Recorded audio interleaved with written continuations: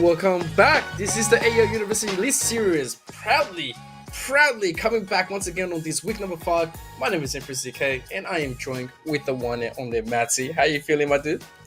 Feeling pretty good, and really happy to be here for another night of some AEL Elite Series action. Super keen to see what the teams are going to be able to bring out tonight. We've already seen some awesome stuff from all of them in our previous weeks, but we are going to make some progress pushing all the way through, even deeper down the rabbit hole. Alice, better buckle up because you have no idea where we're going to be taking you tonight. And I gotta say, from 4 weeks worth of absolute amazing action, we are going to be having a lot more going through. But with that being said, though, we got to give our massive sponsors a big shout out for making this happen. I think you're right about that. Let's do it. So, to start things off, we want to say a big shout out to Predator Gaming, the gaming PC partner, who provide high-end gaming-focused PC solutions in both laptop and desktop formats, powered by Intel. Next up, it is AOC Monitors, the gaming monitor partner. To celebrate the recent Easter break, AOC have some amazing deals on select monitors ending April 23rd. Upgraded to a high-quality AOC monitor at unbeatable prices. More information at au.aoc.com. But next up, it is Indomie, the noodle partner. Made with high-quality flour, selected ingredients and spices, a plate of Indomie mee goreng will certainly brighten up your day. Try any one of the flavors available today from your local grocer or at indomie.com.au. Next up, last but not least, it is Game On Cancer, the charity of choice for the AEL who fund much-needed cancer research projects. If you'd like to donate, please head to the AEL's Tiltify campaign page and be sure to scan the QR code below. Yeah, thank you very much to all the sponsors for making this absolutely happen. And obviously, if we just currently go to the standings that we've had from the last 4 weeks, you will notice a big trend of what has been happening. You do have UAM still just staying on top of RMIT at the top, followed by UTS, Monash, and then UNSW, Swinburne, USYD, and Adelaide University. Currently looking at Swinburne actually picking up that one win, which is absolutely fantastic, same as UNSW, but USYD and Adelaide University is still going to be chasing after that Fable win. And so looking at the current schedules tonight, do we have a show? And so if you do see it, RMIT against UOM. This is the top opener, the battle of the great standings in the beginning, followed by Swinburne against Monash, USYD against UTS, and UNSW against Adelaide University. So that is going to be absolutely a banger to get us started. Yeah, I'm really keen to see how these matches go. RMIT versus UOM, I think they're a couple of the top teams in the league here, so keen to see which one will be able to come out on top, as well as some of our other matches, but obviously, we are going to be starting off with this one first. So we've seen some really great bursts of energy from both of these teams in our previous weeks here, and I'm super excited to see how it goes. Let's take a look at our rosters now, though. Yep, here we go. Presenting RMIT, there is Them, Maker, KO, Lime Swift, and Rofoko. And on UOM, you have Beaversion, FWA, VJack, and Bosch GG. Like, this is going to be an absolute amazing show at 6 p.m. The first one to get this one started. I'm actually quite looking forward to it because we've seen both sides dominate the other side each time they're being able to play throughout the weeks. And now all of a sudden, it's going to be a fiesta around this too. Yeah, I hope you've brought your party equipment, Imp, because it's definitely going to be quite the fiesta. I've got all the confetti ready, you know, all the party poppers, you name it, I've got it. Definitely keen to see how things go, though, but I think we're in for a fun one, that's for sure. I think from memory, I think our maps have actually been pushed through, if I'm remembering correctly. I think we've got our map vetoes coming through.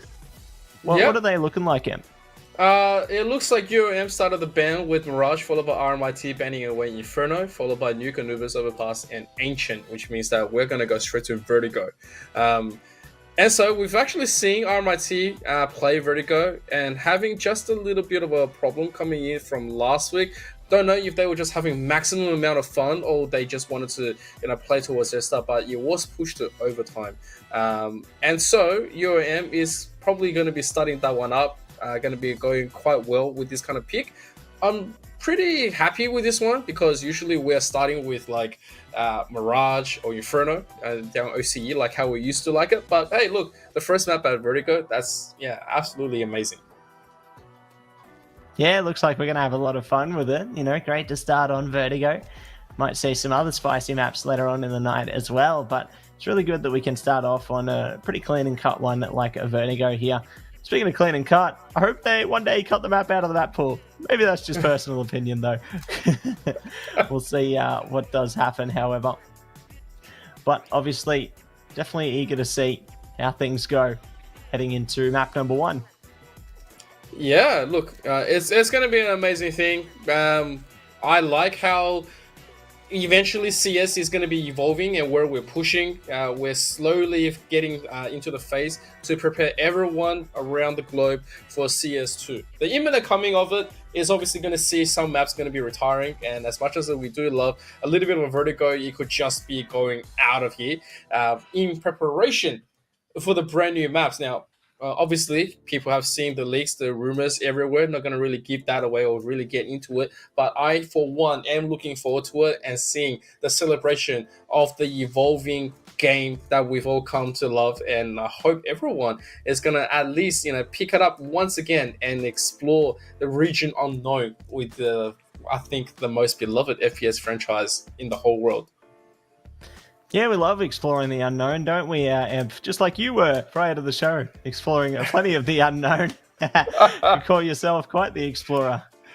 Well, hey, look, I'm a guilty sinner of playing RPGs, and I will just play it all the way until the map is completely open. There's no way I'm not going to discover every secret. So, you put yourself into the bad pathway, it is what it is, right? Because you never know what secrets you're going to be obtaining, what super weapons and magic and all that. Anyways, yeah, let's get this done. It's going to be good. I will say, everyone was just listening to me saying, oh my God, I can't get to the next town. So we got there eventually. You'll get to the next town eventually, Em. Don't worry. No, it's good stuff. Definitely great to have a bit of fun with all kinds of different games there. But obviously we got Counter-Strike. It's the game of choice coming into this evening. Vertigo going to be the one to kick it off. And I'm really excited to see, I guess, how the knife round's going to go for these teams. How the sides are going to be picked out here. And who's going to be able to find a full advantage out of that. Because being on the proper side to start things off does give you a bit of momentum in your favour. So I'm keen to see which team can really take the reins on that. Looks like we could be getting into the game very shortly, though, as I think the teams are starting to ready up in the server. So the knife round should be on its way momentarily here. As for myself right now, if you come down to the early days of Vertigo, I actually prefer to start on the B side, only because I know that early advantage is really fun, and I can always take advantage of that long road to B. But as the knife is going to come through, you're going to see, well, 2 for the trade of 1, and right now UOM, having read that one, it's going to be Maker, and so UOM is going to win it, and they are going to be able to start that one up. Yeah, great start for UOM there. Going to be able to find the advantage for the sides here. Looks like they've opted to flip the switch there. So, goodbye T-side. They're starting on CT here. Here in the .Rs in the chat now. Everyone are getting readied up and ready for battle. Super excited to see exactly how that one's going to unfold now as well. We've obviously got our usual suspects on both rosters, but looks like the ready call is going to come through. We're going to slip into the freeze time now and dive headfirst into our first pistol. Looking like a stock standard buy, a bit of armor, kit, a little bit of utility coming out. Eager to see how it gets used, though, for both teams as we jump into round 1. Okay, right, well, with the pistols, let's see what's going to happen. You got the armors bought, both sides. 4 men strong. And so RMIT, they're going to take this nice and slowly. I guess they don't really want to be making the fastest commitment like how we've seen them before. This is the first time we've seen RMIT being a little bit more careful around the beginning. And so on his side, battling for that top position, Dam is going to try to make a little bit of a opening. VJack being tapped down a little bit, but right now, nothing to it just yet. Looks like FWA is going to be able to save the day first. Lime's down. Looking for a bit more, but RMIT are going to be able to secure the plant there. So grand start from them. Good shot through the smoke from Ruffleco as well. Okay. Bit of a Ferrari peak coming through there, swinging across the side. Do get the response from Bieber at least. And the flank as well is in order. Might be looking for another one on sandbags there. CT's really starting to enclose upon the site. 1 versus 1 now, though. KO versus FWA. Somebody's got to do it. Smoke coming out. This is going to be huge. They've got the kit as well. KO trying their best. They might not get it. No! UOM pull it away and take the first round. Great buy on that kit there. It really does push them ahead. Oh, that was crazy. I thought, you know, we were going to be like, we're going to warm up into it. But that first round had everything. You had the peak, you had the engines, you had to shoot through the smoke. Everything was just rushing through, and you got the smoke diffuse. Great little bit of presence of mind coming from UOM, securing that round.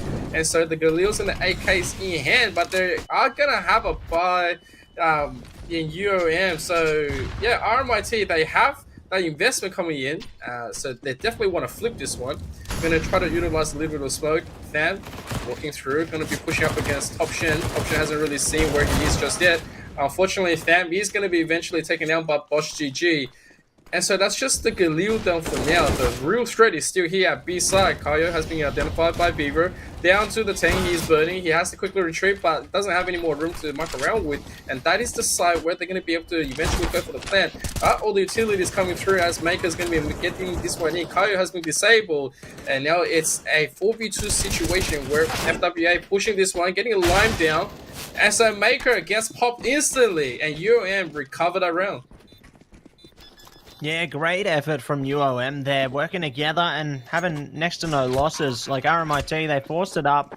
They're getting another plant down at least, so they're going to have a decent amount of cash behind them. But UOM stringing around 2 rounds together. Not going to be good for the T side here. I'm curious to see what RMIT's choices are going to be. Looks like they've made them now. Pistols coming out, a bit of armor. The SSG coming too. Not too shabby from them. They can do a decent amount of damage with that. Might even be able to be good for another plant here. Smoke's coming out, though, with a bit of fire to deal with as well.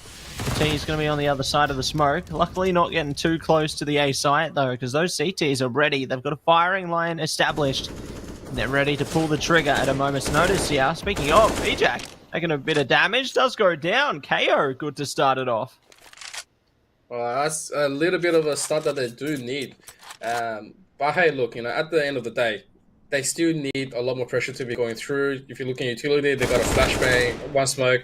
But Rofoko just pushes in with that 1 AK. Well, does get exchange, but it's still good news for them. Top Shen trying to jump up, get something, and it's going to be changed as well. It's just going to be all the way from RMIT. All of a sudden, they came in with practically nothing, and now they're getting the plan, they're securing everything. Beaver is going to try to do everything he can. Maker and Tham both is going to survive this one. And Kayo making the purchase, absolutely paying dividends back onto them. They're going to secure a round. Yeah, going to secure the round there, and we'll be able to close the gap between them. Only 1 round now. Reset going to be hard on the UOM economy here. You're going to see if they can get a handle on it. They've got a few pistols coming into this one, but it's going to be tough days ahead of them. Want to put some shots though. Lime, good to close it out early, and Roffelco does follow it up as well. So that's the B site, pretty much completely opened. The rest of their team are focusing their attention on A instead. They might just be able to win the round off straight kills here. There we go. Kills come through. A plant to follow. So nice quick round from RMIT there. UOM probably going to be able to buy up at least a bit into this next one though. So keen to see the response from the CTs. Now let's evened up again, 2 for 2. Okay, well, the response is going to be the purchase, whatever you can. Utility-wise is quite good as well. RMIT though, it's on a little bit of a roll here. They have tied it up, and so this is going to be that battle of supremacy to see who's going to reset the other. Roffelco's position instantly just flooding out the other opposing side. That's a good position, right? Especially getting that smoke is controlling both players down, and UOM has to invest here. VJack is going to just try to look this one out, try to make sure that there's nothing's going to be coming out, no pushing. B has been a little bit of a bank for them just for now. Other side of RMIT, they are going to eventually walk up. Top Shen and Beaver both down, open up the whole map.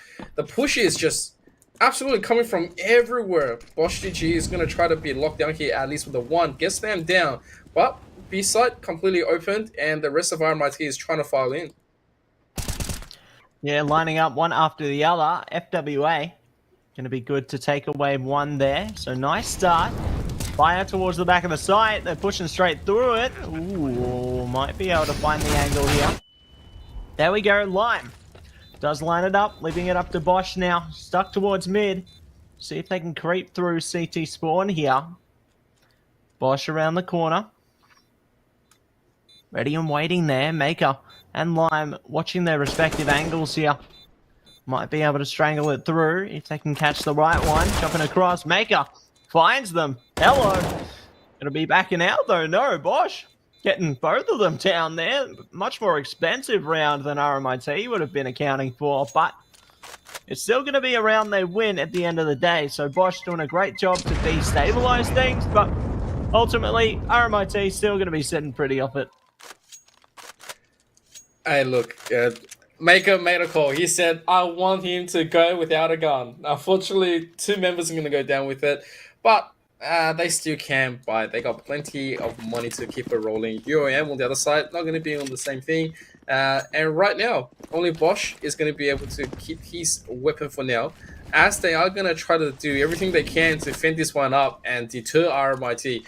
The damage that they're going to try to make is going to be the biggest thing. That's going to be a deficit to RMIT. Not sure how much they can get out of the round in terms of being an exchange. If you look at utilities, 2 flashes left. RMIT just had to throw a little bit of a jewel out or anything else, and that's pretty much it to clean it up. A little bit more to come now, though. KO goes down. Them going to be looking to try and trade here. There we go. Bosch is down, looking for another one around the corner.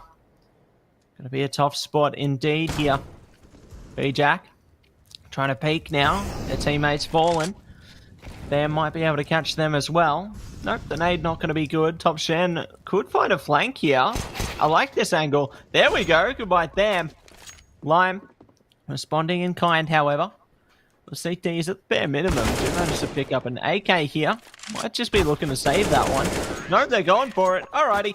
And that will be the round going to RMIT there. So, good for round number 4. And the CT is going to be good to buy into number 5. Yeah, who we're talking about is like, are you allowed to save? That's for RMIT to decide. And they say to themselves, we're never going to be saving, so you're never going to be saving. If we get the chance to hunt you down, we will. And interestingly enough, right now UOM doesn't really have that kind of position in the economy in order to deter this. You're not going to get an AWP shot coming out as well, but option is going to find Rofoko first in that aggressive struggle. But VJack slowly is going to be almost caught out. Kaio getting the one is going to be changed as well. They're going to try to get this one through.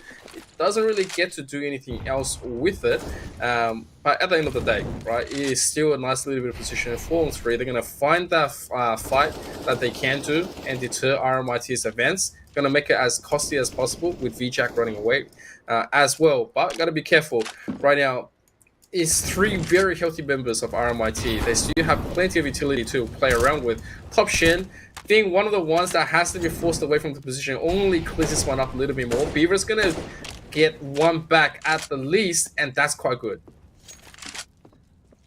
Yeah, good to at least widen the gap between the players as well. 50 seconds to go now, though. T-side much healthier than their counterparts on the CT side here. Might be able to make something work here. Unfortunately, the Ts don't have any HE nades. That would be awesome if they could just land a rogue HE nade, take out 1 or 2 of the players, but it's just not meant to be. They can land a little shot or 2, though, after they get this plant down. Going to be holding a tight formation here, Maker and Tham. Commend them for it. Ooh, they see the gun barrel. One's down already, looking for another. Getting them down. Going to be traded by FWA, though. Tham in the 1v2 here. Flash comes out. Tham's ready around the corner. Another one coming across. Shots come out from Tham. They're trapped, though. Goodbye to Tham. Beaver pulls through. And it will be the defusal for UOM. So, 3-4 now. They get closer again. Oh, that was quite good. UOM decided to give him some room to breathe around with. They say, all right, look, possibility is let's show them the respect that they do deserve. So we'll trade body to body at the worst thing. Especially after putting down Lime earlier on, who had some more utility to play around with. Yeah, got to give credit to Beaver for getting that one through as well. And so UOM getting a round of recovery. Now going to have to do everything else to put down RMIT's full might, which includes Maker on an AWP, which means that this pace is going to be a little bit more slower. They're going to try to open their way up. And B-Side could just be the one where everything is going to be happening. You see most members here going for a boost, waiting for just that preliminary little bit of a play right after the smoke. And Beaver gonna have to do everything you can to stop it. Yeah, really going to have to prepare themselves here. Bieber, tiptoeing close, might spot Maker if they get close enough. Ooh, I think they spotted a gun there. Bye-bye, Maker kicks it off. Util coming through for the T's now as well. Maker trying to burn out the back of the side. Spots one there next to the generator. Not going to be able to land the shot here. Going to be forced to fall back to their teammates. Just looking to hold steady for the time being. FWA and B-Jack though, ready to spray through those smokes as quick as they possibly can. Same two for the T's. Damage being exchanged. No one else going down yet. There we go. FWA going to be caught in the crossfires. 3 versus 5 now. The T's doing a great job to keep the reins on this site. Might even find more. No, Top Shen going to be able to find the kill. Traded back immediately though. The T's really pressing the issue here. Leaving it all up to Bosch. 1 versus 4. Down to 2 now. Well played by them. Playing for exits.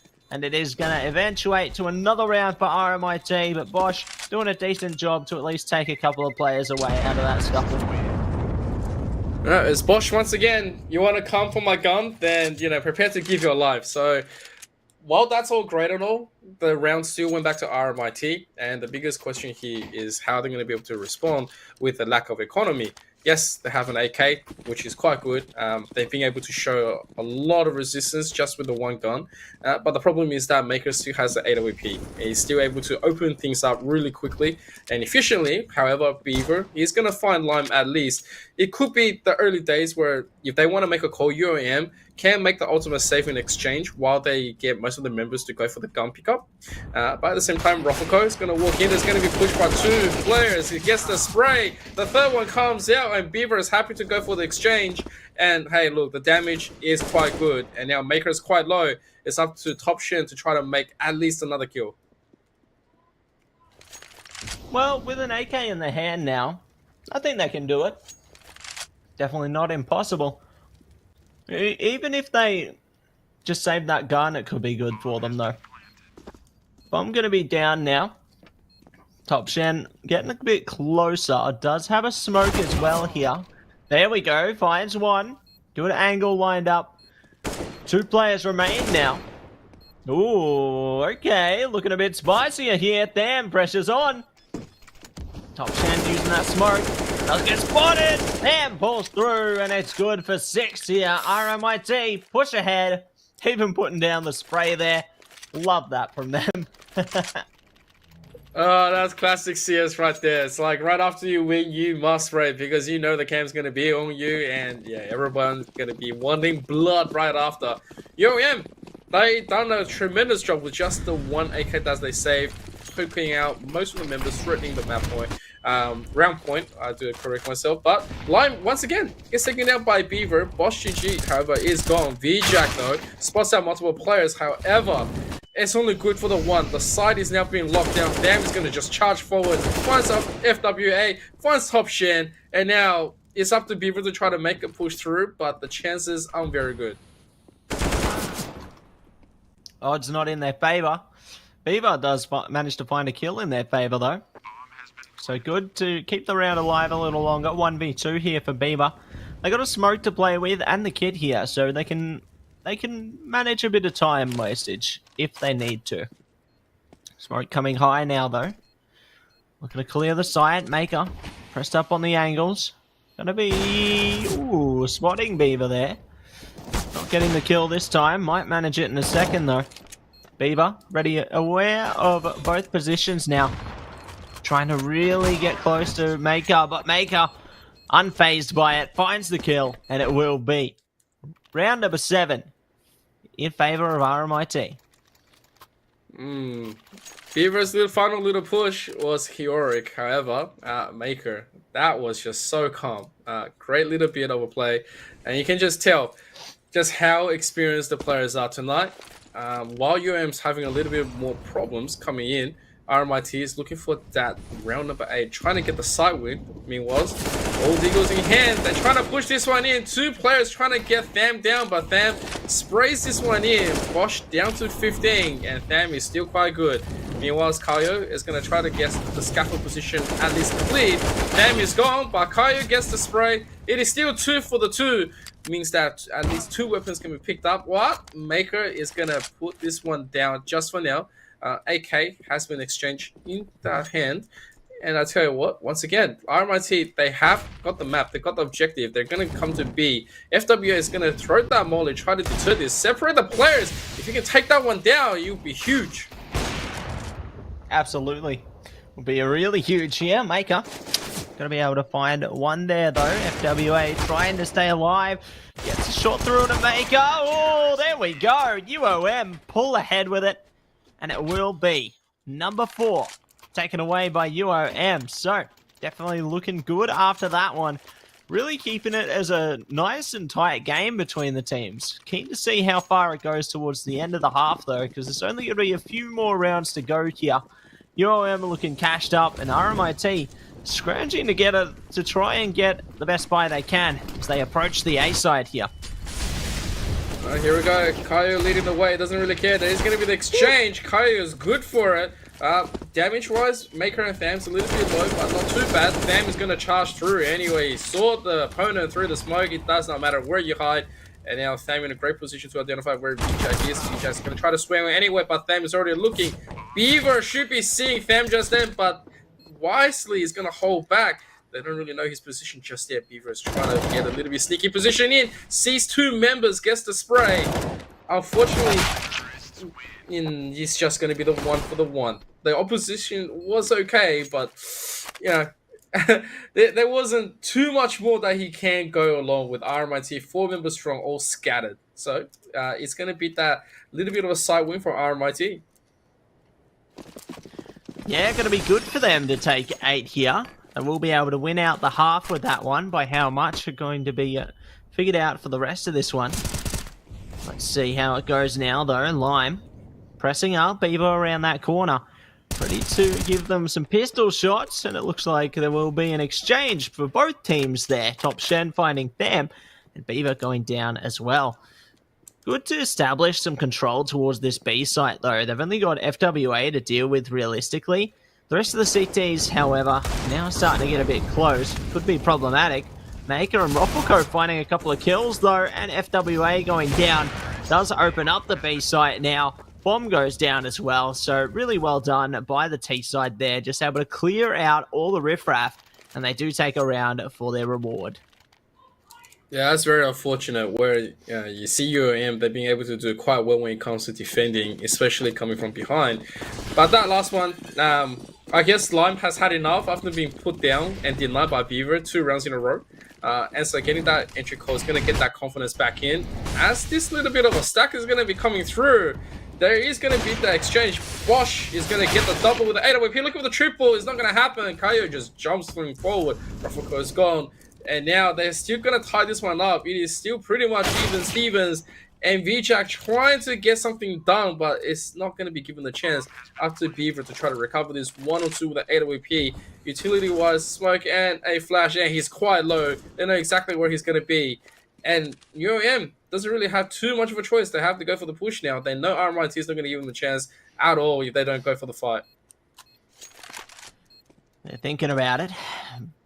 Beaver smoking ahead. Ooh, almost getting caught just as they push to the side. Though, taking a shot, but it will be Tham to find the killing blow. 4-10 in favor of RMIT. One more chance for either side to take rounds here. Let's see which squadron will be able to take it away. Will it be 4-11? Will it be 5-10? Find out here in round number 15 right now. And here we go. It is still going to be that load of RMIT ready to take this one in full swing. UOM, meanwhile, scratch up everything that they called utility was is going to be quite good. VJack is gone. Maker still standing strong, but there is going to be 3 more. It's just not enough just yet to deter them. 2 players left from UOM trying to get this one in. They do find the 2 back. And right now it's a 2v2 situation. Roffelco trying to work this one out. Absolutely hitting the sound cues. Just waiting for FWA to be swinging. He is waiting. He's prowling. He doesn't spot the target. He doesn't get the prey. He's going to get the drop and the execution. That is going to be the headshot that you never want to be getting. Unfortunately now, Roffelco He's going to try to bait this one out. Top Shen's going to be denied with that smoke, but Ruffleco doesn't know he's right behind him. Top Shen wisely and saying, I don't really know anything or know anything else. Where's he going? Going to give a lot more chance back just for that confusion. Ready for RMIT to at least make the plant, and then he will react after that. Let's see what reaction is going to muster here. Top Shen creeping around now, unaware of where these T's could be. They actually get flanked if they take a bit too long, though. Ruffleco ready and waiting. Fire on the site. Good timing there. Does give the position away, though. KO desperately trying to creep away here. Wait for Ruffleco or take the shots themselves. There we go. Shot through the head. And it is set in stone. RMIT take 11. And it will be the half going in their favor. A grand start here on Vertigo. Ooh, I did say I like starting a T, going all the way back in on a Vertigo, but wow, I didn't realize RMIT did not care, and they say, yeah, we like T as well. With such a round difference, we'll see if RMIT is able to completely utilize this advantage and swing this one down, because if they do win against UAM, they will take that top spot in the weekly ladder. With that being said, though, VJack's going to quickly find Lime, and Ham's going to go right behind onto the flank, and he's going to take to the bomb's been dropped as well, so that's going to put a little bit of a delay onto UAM, and once again, Tham is just proving that you can't out-duel this guy. Anything you do, he will just make sure that you're stuck with, and you cannot win. 12-4, baby. 12-4, and that is going to be a great start for RMIT there. UOM might have to force it up in this one. They might just be looking to stall it out, though. Play the long game, perhaps, but they really can't afford to be giving RMIT basically any more rounds here, because the more they give, the closer RMIT is to the victory line there. Already off to a good start, though. Ruffleco, the Swag 7 does take 2. Lime, good for 1 as well, with the Negev. It'll be down to the 2 or 1 versus 3, more rather. All up to Beaver here with the Swag 7. Trying to find a close angle. Going to be a struggle. Play with that one there. Maker got the Negev, though. They don't have a care in the world, and it will be RMIT taking away 13. Love how Maker is just going to like swing this one in, and they're right after ditching the Negev. And this is the classic RMIT opening. It's like, when the pistol Negev is going to be the bar, that's just who we are. And then on top of all this, you have an AWP on Ruffleco, especially the whack. Oh my god! I was thinking Beaver is going to get that upper hand, but Ruffleco comes out and goes, okay then, welcome to my realm. And Ruffleco is going to keep on pushing. There's the flash, and he tried to go for a no-scope. Boss GG is going to disable him for now. It is still 4-4, but a little bit of advantage has been given over to where UAM is starting to play into this. They don't want to make any mistake here. Maker's going to go for the swing, and they are going to take him down. But Lime finds multiple kills right here. That's all 3 down with the bomb. All of a sudden, the situation has been flipped. Good start to come through there. Obviously, 1 versus 3. Going to be a tough one for FWA here. Really going to have to try and see if they can maneuver their way past this defender. Both players low HP, though. The angle found by Lime burst, and it will be round number 14 bursting through for RMIT. UOM struggle as they might. It's getting really tight. 2 rounds is all RMIT needs in order to take victory. Oh man, Lime. Ooh, the police are here. Oh, here we go. Take them away, because they are absolutely criminals with their plays.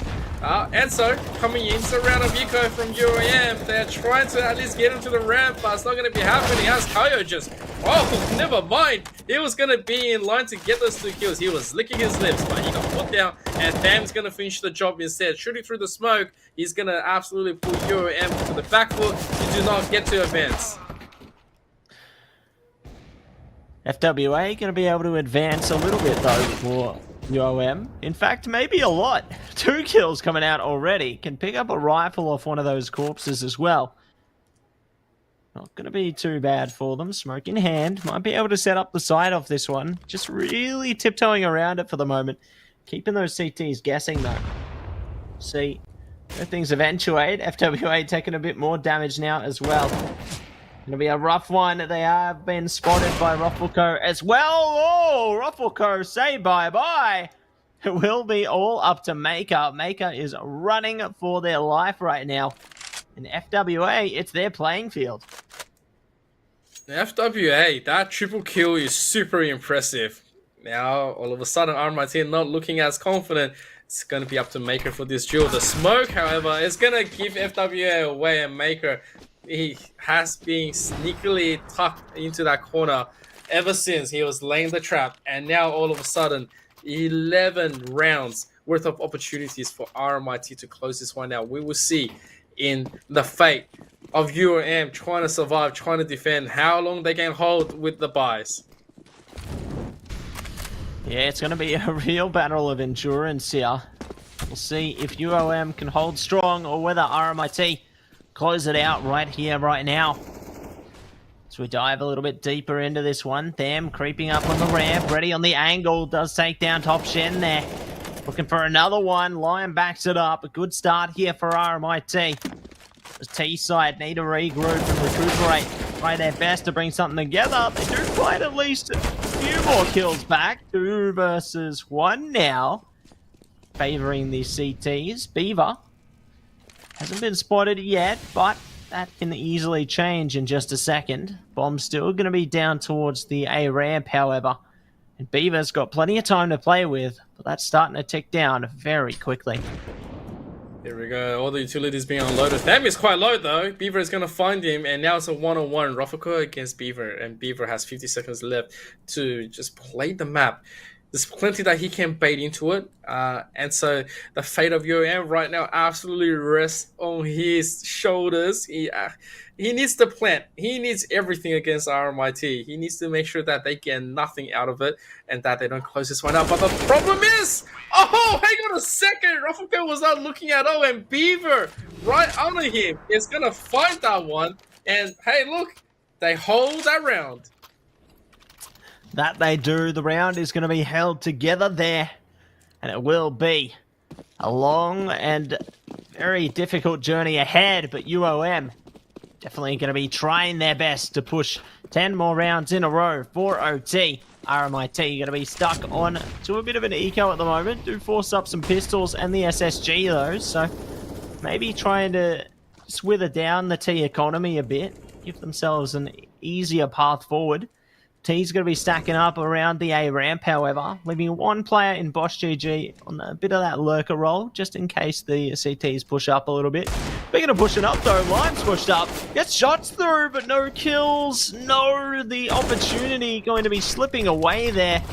The teammates really trying to back it up. Good smoke coming out, actually. Going to stop the T's mollies from doing any damage to KO, and KO is just going to be chilling. Ruffleco, in the meantime, has gotten a kill, so 1 for 1 across the team so far. Good strats coming out from both sides. Oh man, the opportunity is not being given right now. It's going to be a little bit of a standoff. 50 seconds left. We're at that position again, but UOM got a little bit of a weaker side on health, but they are going to get the exchange. Both go down the same plan. They realize sandbag still not clean right now. Kayu making that absolutely annoying for them. Ruffleco, though, getting another kill with a bomb spin drop. Kaio has spotted this one out. Can't swing. He's still holding the position.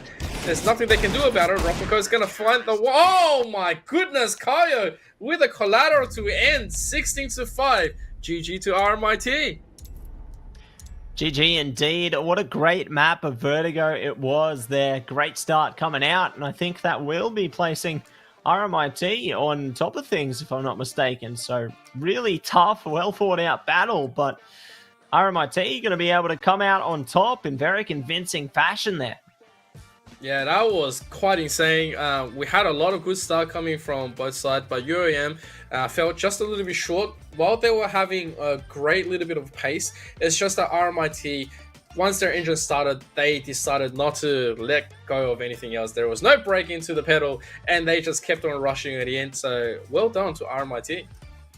Yeah, well done indeed. Great stuff coming out of map 1, and keen to see how they go through towards the rest of the season as well. We'll see how things play out into the rest of the night as well, however, because I think we got a few more games on our hands, if I'm not mistaken. Absolutely. So, obviously, don't go away. We're going to quickly cut into a BRB while we're going to prepare for the next round up. If you still haven't followed AE Esports League, make sure to do that. But we shall see you very, very soon.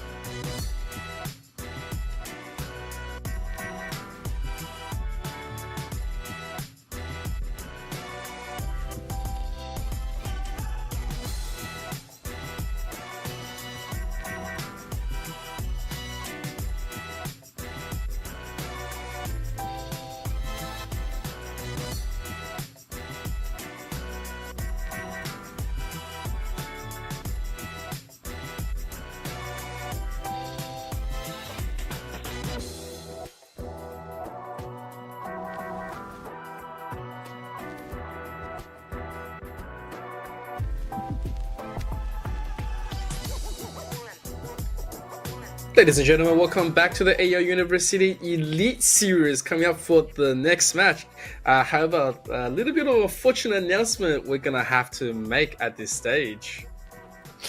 Yes, so unfortunately with our next matchup, unfortunately with Swinburne being unable to field the roster for the evening, they have been forced to forfeit tonight's matchup, so we will not be seeing a match for Swinburne this evening. Yeah, so unfortunately, Monash, unfortunately for Swinburne, they are just gonna have to forfeit this week, which means that fortunately for Monash, they are gonna be taking that one. And so we will move to the next one coming in. If you just go through today's league standing, RMIT 16-5 over UOM, and then the FF from Swinburne for Monash. And now the next match is going to be coming up at 8 p.m. AEST with USYD against UTS. So there's going to be a little bit of a lengthy break, but nevertheless, don't go anywhere. Get some dinner, FK a little bit right in front of the screen, and we will see you very soon then.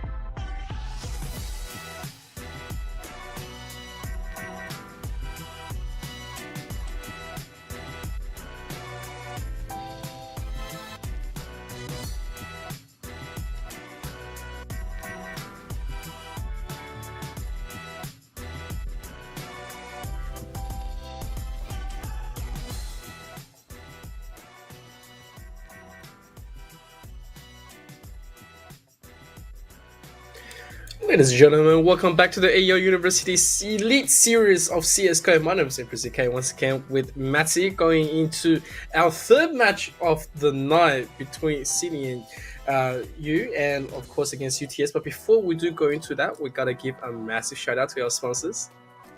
That's right, Richard. Yes, we do. So, to kick things off here, let's say a big shout out to Predator Gaming, the gaming PC partner, who provide high-end gaming-focused PC solutions in both the laptop and desktop formats, powered by Intel.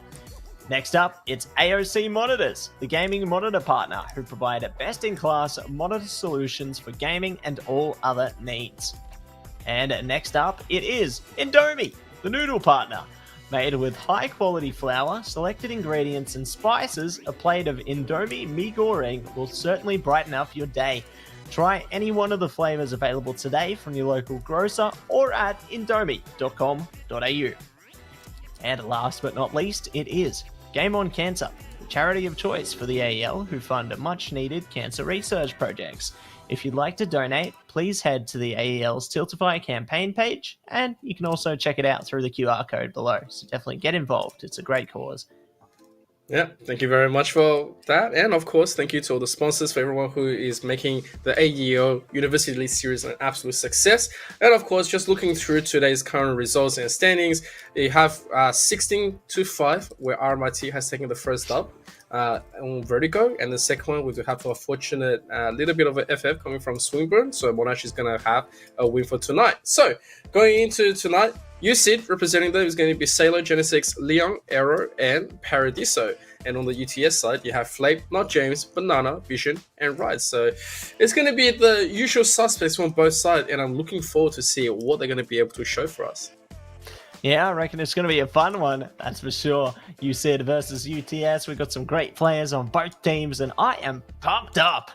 Ready to see this action get underway here, Richard. I reckon it's going to be an awesome one. You know, we've had a little bit of a break there, but we're keen to get back into the action here. Just like Goku behind you, we're going to be ready for battle. Oh, depending on which Goku you were talking about, we're going Super Saiyan 3 or we're going Ultra Instinct? Why not both? Why not both? Well, there you go. Yeah. Well, as we do like it, this is the 9th round, and so without further ado, let them take it away on this map of Mirage. It's like who's going to be starting on which side, and right now UTS is going to be able to get that one through. Yes, it seems they've had quite a dominant start there, so I'm going to be very satisfied with the knife going in their favour. Still picking sides though. We'll see how this one eventuates. Looks like they're just getting the .Rs through. Might be keeping themselves on the T side. You know what? Why not? Can respect that. Why not? Here we go. Sides locked in, and the game is going to be rolling. So into the freeze time now. Seeing standard buys come through. Slither of armor, a little bit of utility, never hurt. And it will be just all nice and easy the whole way through. But game going to be underway now. And it looks like the A side is the party to have. Well, here we go. The stack is going to come through for the T side. Straight to A. There's the smokes, and of course the flash is going to be invested. They're instantly going to rush this one up. Sourdough with a beautiful double coming back in. Arrow just looking through the smoke off connector, waiting for a little bit of a backup. All three is pretty much not together. So Paradiso is gone. And then all of a sudden it's going to be a 2v5 situation where, yeah, one by one, they're going to have to try to go through, and that's not going to work. They're way too scattered on this, and UTS decides to show us just exactly why they stayed on T. Yeah, good start from them coming out in the pistol there. Going to build solid foundation for them to push forward into round 2 here. CT's not going to be able to bring really anything to the table. Just going to have to hold out on to an eco here. Looks like they are going for a death ball comp though towards B. Just having a bit of a conga line there. And boosting one of their teammates on the site. So maybe they might be able to have a bit of a surprise here as the T's look to face them head on towards that B site. But seems the lawnmower has come through. They've already got a few kills between them. And no stone left unturned there. Well, speaking of, they do leave a stone unturned. And Sailor manages to stab them in the back there with their bullets. So maybe the plan worked out to an extent. You know, getting one kill after investing nothing. Going to be a little win for our CTs there. But It is going to be round number 3 now, and they're going to be looking to push a buy of their own into this one. Their utility, not the greatest. It's pretty limited here, but doesn't mean that it is the worst. We'll see how it works out for them here, however.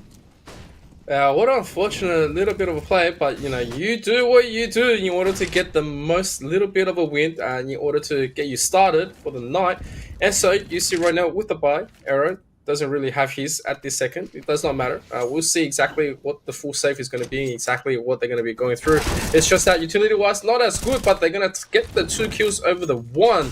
And so a little bit of favor is going to be swung by on USYD as they're trying to close themselves out, trying to spread a little bit more further apart in order to get maximum amount of information against UTS. And right now, UTS, 1 member down, is trying to look for a little bit of a slower pace, trying to find all the little bit of edge on where they can get.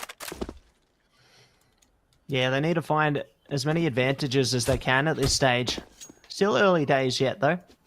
USYD looking to spread towards the B site. Leaving A open more so like this could cost them. Looks like they're still going to leave at least a couple invested there, or maybe just 1 now. T's going to have a bit more freedom to take control of the A site, even closing off the exits towards CT spawn. Leon going bye-byes.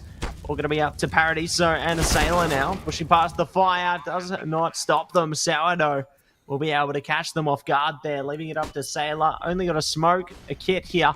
The T's are pushing into them as well. Sailor does find success on 1. Not going to be good for the second, and it will be UTS taking away round number 3 there. So the buy round not working out for USYD at all. You see right there, they had the right idea. They had the early pick. It's just right after that, while they were greeting for a little bit more information, they all got picked apart. And so having a little bit of a gap in that defense left them completely wide open, where the preservatives would have been swung the other way. So it's going to be the pistols coming back in from USYD. No utility as all. And there's just going to be the 2 armors, 1 kit. I think this is just going to be the standard. I defend whatever I can. You give me a gun, I'm going to do some damage. And so Leon does find the duel between Flape, but Flape, he's got backup. Sourdough as well is going to pick apart Sailor. And at the same time, that is going to be the side at B, where they have pretty much got everything. Although they are going to just take Sourdough for it, it is still going to be a rather smooth UTS round. Yeah, solid round coming out from UTS there, locking in for 4 now. USYD at least going to have a buy behind them, though. They got the AUG, AWP, M4s galore. And plenty of utilities to support them there. We'll see if they can meet the T's 4x head on here as we spread it into our defaults now. T's looking for a little bit of mid control, maybe faced by Leon, who have the support of Arrow as well. Good start from Leon there, pressing the gap in the smoke on window and finding that opening for their team. Definitely going to push their confidence up a little bit here, but by how much? Yet to be tested as Vision looking to unveil some vision for their team through towards the A side, perhaps. Well, currently they're holding strong. Unfortunately for them right now, the position is going to be all the way for UTS trying to open this site. Sailor is good for the 1 on that exchange, but then right after, Flape is here onto the site. He's got the bomb. There is a little bit of a resistance right outside. It's just that Vision is disabled. They need more.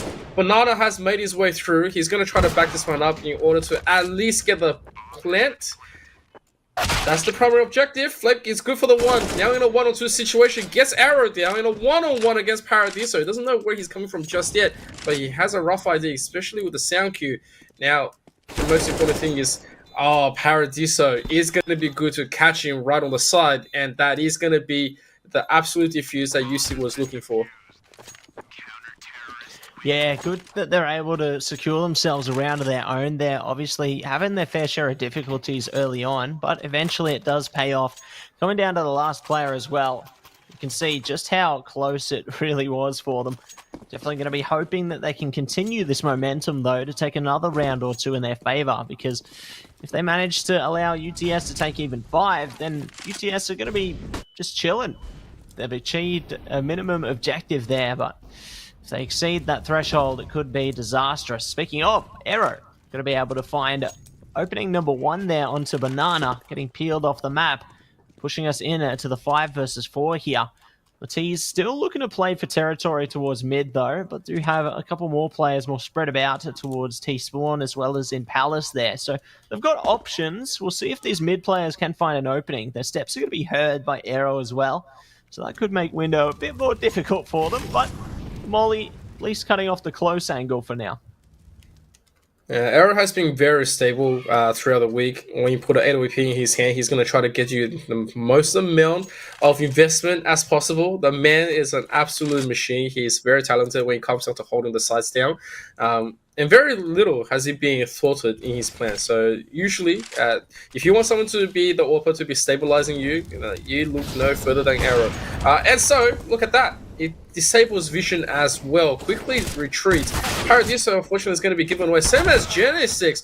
I guess it's a good thing that Leon is there, but out of nowhere, UTS found themselves a little bit of an opening in the gap, and then they surprised with the pace on USYD. Has left them a little bit speechless on this one. So Leon is just waiting for the cue, and same as Sailor, they're both on site. They know that they can just wait for the plan and then play further. There's not enough time left.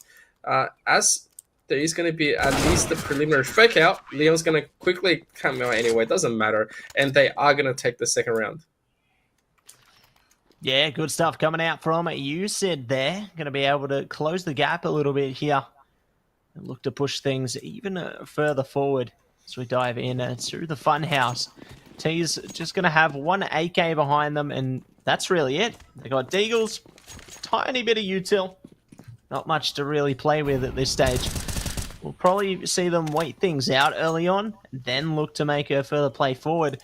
The B side is a bit more open at the moment, but that's quickly going to change considering Leon there going to be joining their teammate on towards B short.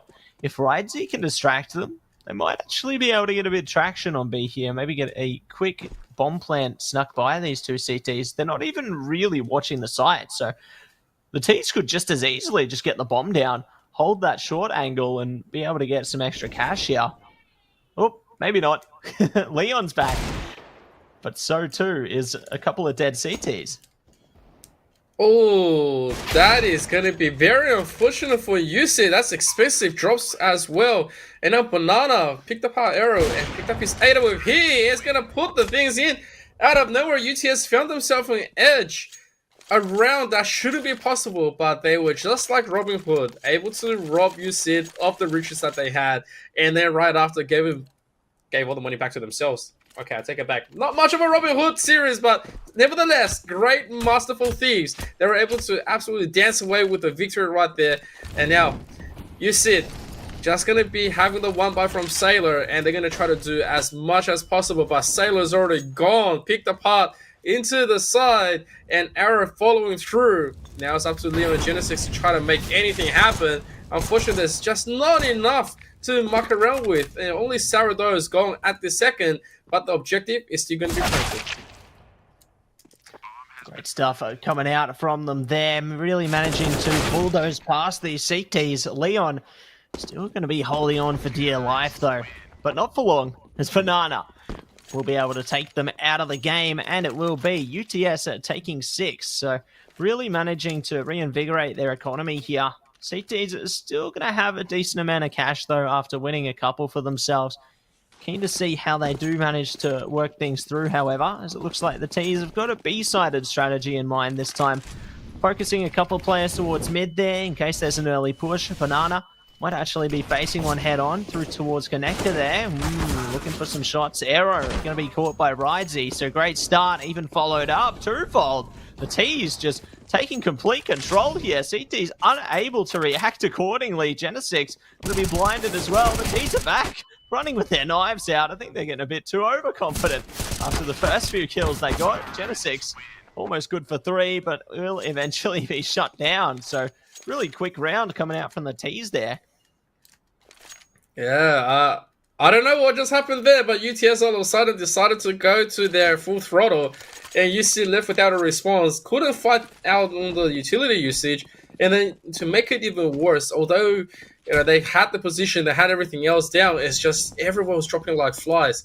And so Banana's going to take down Genesis really quickly. It's a round of eco on the side of UC. They're going to try to do as much as they can. And Para did so with Arrow. They're going to take at least 3 kills right there. Make it hurt. And that is absolutely beautiful. Yeah, grand entrance to the round, that's for certain. CT's definitely showing, hey, you can't discount us yet. We're still in it to win it.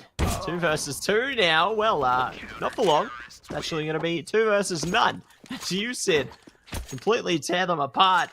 And it will be 3-7 now. Still in favor of UTS for the second, but you said I feel like they've got the capabilities to easily close that gap. They just need to pick and choose their battles as we dive into round number 11 now. T's still going to have a good amount of money though, so maybe it might work out for them. They were thinking about a quick A play. Going to be holding off for the second. This is a really good angle for Vision. Go for a little jiggle. There we go. Opening things up into the round. That's very cheeky. Oh, cheeky indeed. And right there, Banana, they are going to be exchanged though. It's 1 for the 1, but there's still going to be that AWP on the thread. However, since they know exactly where that AWP is going to be lying down, they can look to avoid. Right here, like, if you hear that, you know, the primary gun is going to be at A, you swing to B, and there's not going to be that much of a contestant. You'd rather fight that on a different front, and that's exactly what UTS has analyzed as well. They say, well, look, most of you guys are at A, which means that B is pretty much for our taking. We don't have to deal with the AWP, which means that, you know, if we go number advantage, 3-on-2, 4-on-2 situation, you're going to have a lot more harder time in order to get this one through. And it's very smart thought by UTS. And bomb goes down. Exactly right. Going to be a very smart and calculated approach into this one. The CT is really going to have to think about their own approach here. Looks like they have found a good opening, though. Taking it now even Stevens, 3v3. Sourdough on a cheeky angle, though. If the CTs run right past them, they might be able to take huge advantage here. Oh my gosh, they aren't even looking. Sourdough chooses the battle, finds 2. Flake pulls through as well. Huge angle there, and UTS capitalized, taking 8. That means they are going to be winning out this half, and the path forward is going to dictate by how many. USYD going to be angry after that one. Out for vengeance. They should absolutely be angry about that one, and it's a good thing that, you know, they were just going to be executed from the back. If the humiliation what has been going through, that could have been a lot worse. But Genesis being caught by Banana, being super aggressive, jumps through, gets the third as well. Out of nowhere, UC was just trying to play for that reaction. UTS said, well, I'm not even going to give you a chance. I'm just going to jump through everything you have throwing at me. And so Banana having that little bit of a timing, he says, okay, well, you know, exactly what you're going to be doing, I don't know, but I know exactly what I'm going to be doing. Taking that 4K and giving you a ride of your life. Yeah, they're going to be certainly taking them for a bit of a ride there. And it will be round number 9 for UTS now. Aero still having an AWP though. Might allow our CTs to get a bit more traction into round 13. Looks like the Ts are going for a default split now. Banana, good opener there. Running through the fire, low HP. He does fire into Genesis. Caught off guard there. Leon going to be good for 2 as well. Ts certainly continue their assault towards the A site, but I think the B site's going to be the one of choice here. Good flash. Does actually allow them a kill or 2, and as a matter of fact, Rydzy just doing it all on their own in the end there. Does allow them to hone in on 10. Now the CT is going to try and recover into this one, but it's been a tough path, to say the least. You said really struggling to get a handle on things. Oh, well, hey, that's the response. They are going to not just take it lying down. They're going to have 3 AWPs. One's going to go down, but there's still Genesis and Sailor with their own respectively. I think they just want to do whatever they can in order to exchange. They don't really care about this. So it's 4-on-2 situation. Sailor and Leon, they both have to try to make it work, make the shots count at the minimum, but the side is gone. Bananas has already made it here, and he's ready to duel this one out. And there it is. It's just going to be up to Sailor trying to go 1-on-4. Like, this is such a tough position to be asking, but he's going to try to do the one anyway. And Rydzy is going to be popping through his face. 11-3, baby. This is looking rough and rough. Yeah, rough and rougher there towards the end. Round 15 now. You said one last chance to get around on the board. Will it be a 4-11? Or will it be 3-12. It's going to be a harsh one. Sailor opting for the Mag 7, an interesting choice as well. I'm eager to see if it works out. Sailor's going to be posted up towards that B site. Ready for some early flashes here. T's looking to push in. Not spotted yet. Oh, this could be really good for Sailor. Do find one at least. Banana's down. Shut down just as quickly though. CT's only pulling away with one there. Down to the 2 versus 3 now. Good for Genesix, catching a straggler. Now just need to try and single out a couple of more kills here. They've got a smoke to play with. They can isolate some angles with that one if they choose to pull it out. Still going to be a harsh environment. Leon, good for Sourdough. One more to go. Vision finding Genesix there. Leon knows where they're playing from. Trying to go for the shots. They manage it. There we go. This is exactly what we needed to see from USYD. And they will pull away 4-11. There you go. USYD, they're able to at least get one back in that little bit of a rough one. And so the side is going to be switched. USYD just needs to do exactly what UTS was able to. Like, just stack out really quickly, get the initial smoke or the double flash and just go and play for the dueling. Win that one, string around a little bit of momentum, and they should be doing just fine. 7 is not the biggest deficit out there, but then at the same time, it's not undoable. Yeah, definitely not undoable there. We'll see if they can pull through with the push onto the A site, though. Early plan will prevail. Good start for our T's. Ooh, that's a nasty surprise there. Sourdough pulling away with a kill. Leon good to trade it back, though. Nice up close and personal. CT's trying to rush through. Do trade it out. 2 for 2 there. 2 versus 2 situation. CT's going to be spotted out. Oh, no. Leon's down and Sailor too. So it will be UTS to pull through with round number 12 in their favor. Good timing on the defusal.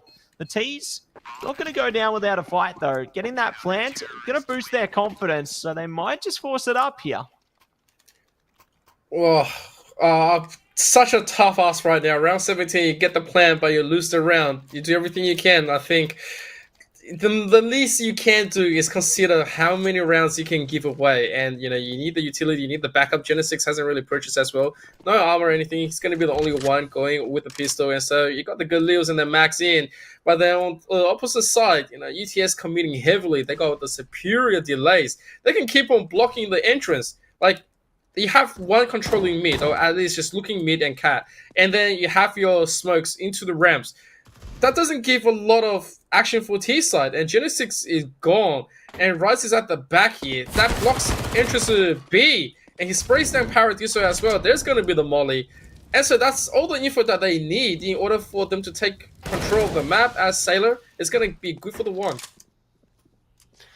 Good for the 1 to start. Still a bit more to go, though. We'll see how things flow. Vision. Great start there. Backed up by Flape now. Leon. Last player standing for the T's here. All they've got is the Mac attack. Smoke as well. Might be able to cause some cover, but no. They're not going to need it. Good close angle does benefit our Mac 10 there. Sourdough trying to play off the flash, though. Not going to find death. It will be Leon taken out of the map, and UTS pull away with 13 now. USYD in such a tough position here. Round starting to scurry away from them. They're looking to force it up, it would appear. Oh, they've actually brought out the Krieg. Haven't seen that weapon in a while. Keen to see if it works out for them in their mixed bag buy here.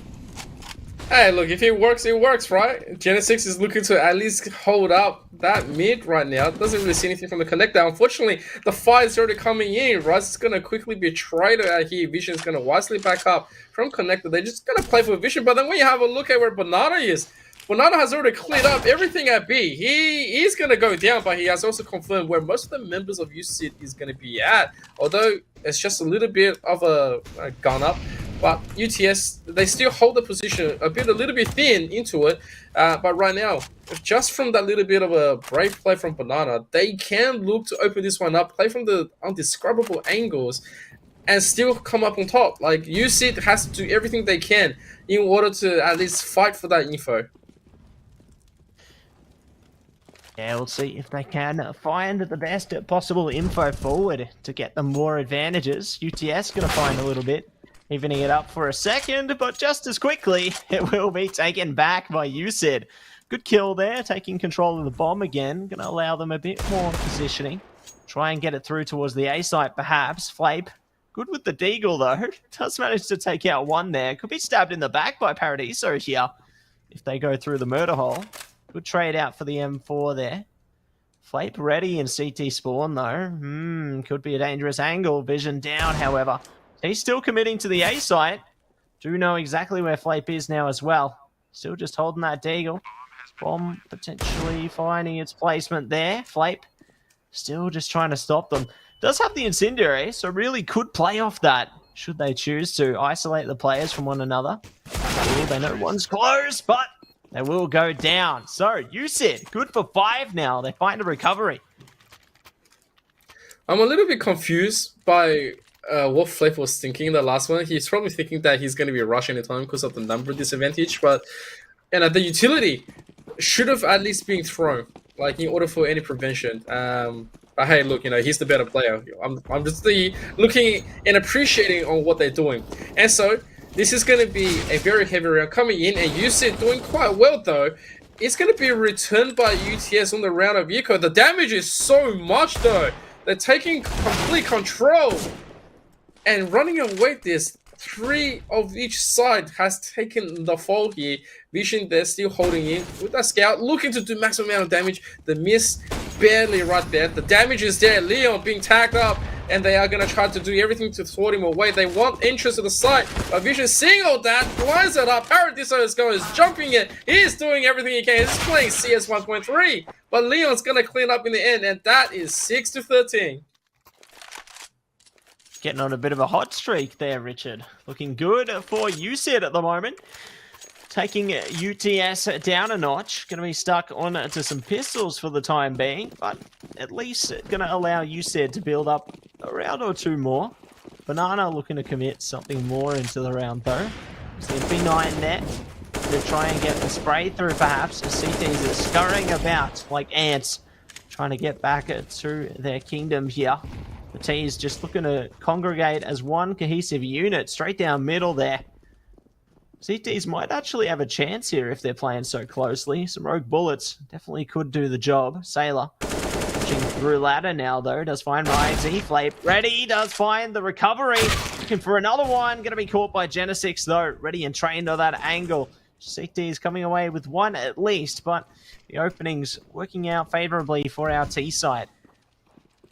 And so T's right now, they really need the rounds. They're looking to string as much as they can. And USYD pushing aggressively. Sourdough is gone. I think he's just looking from the side. At the same time, Vision is going to try to at least make for a little bit of a split. Try to get Banana in here, provide a little bit of support.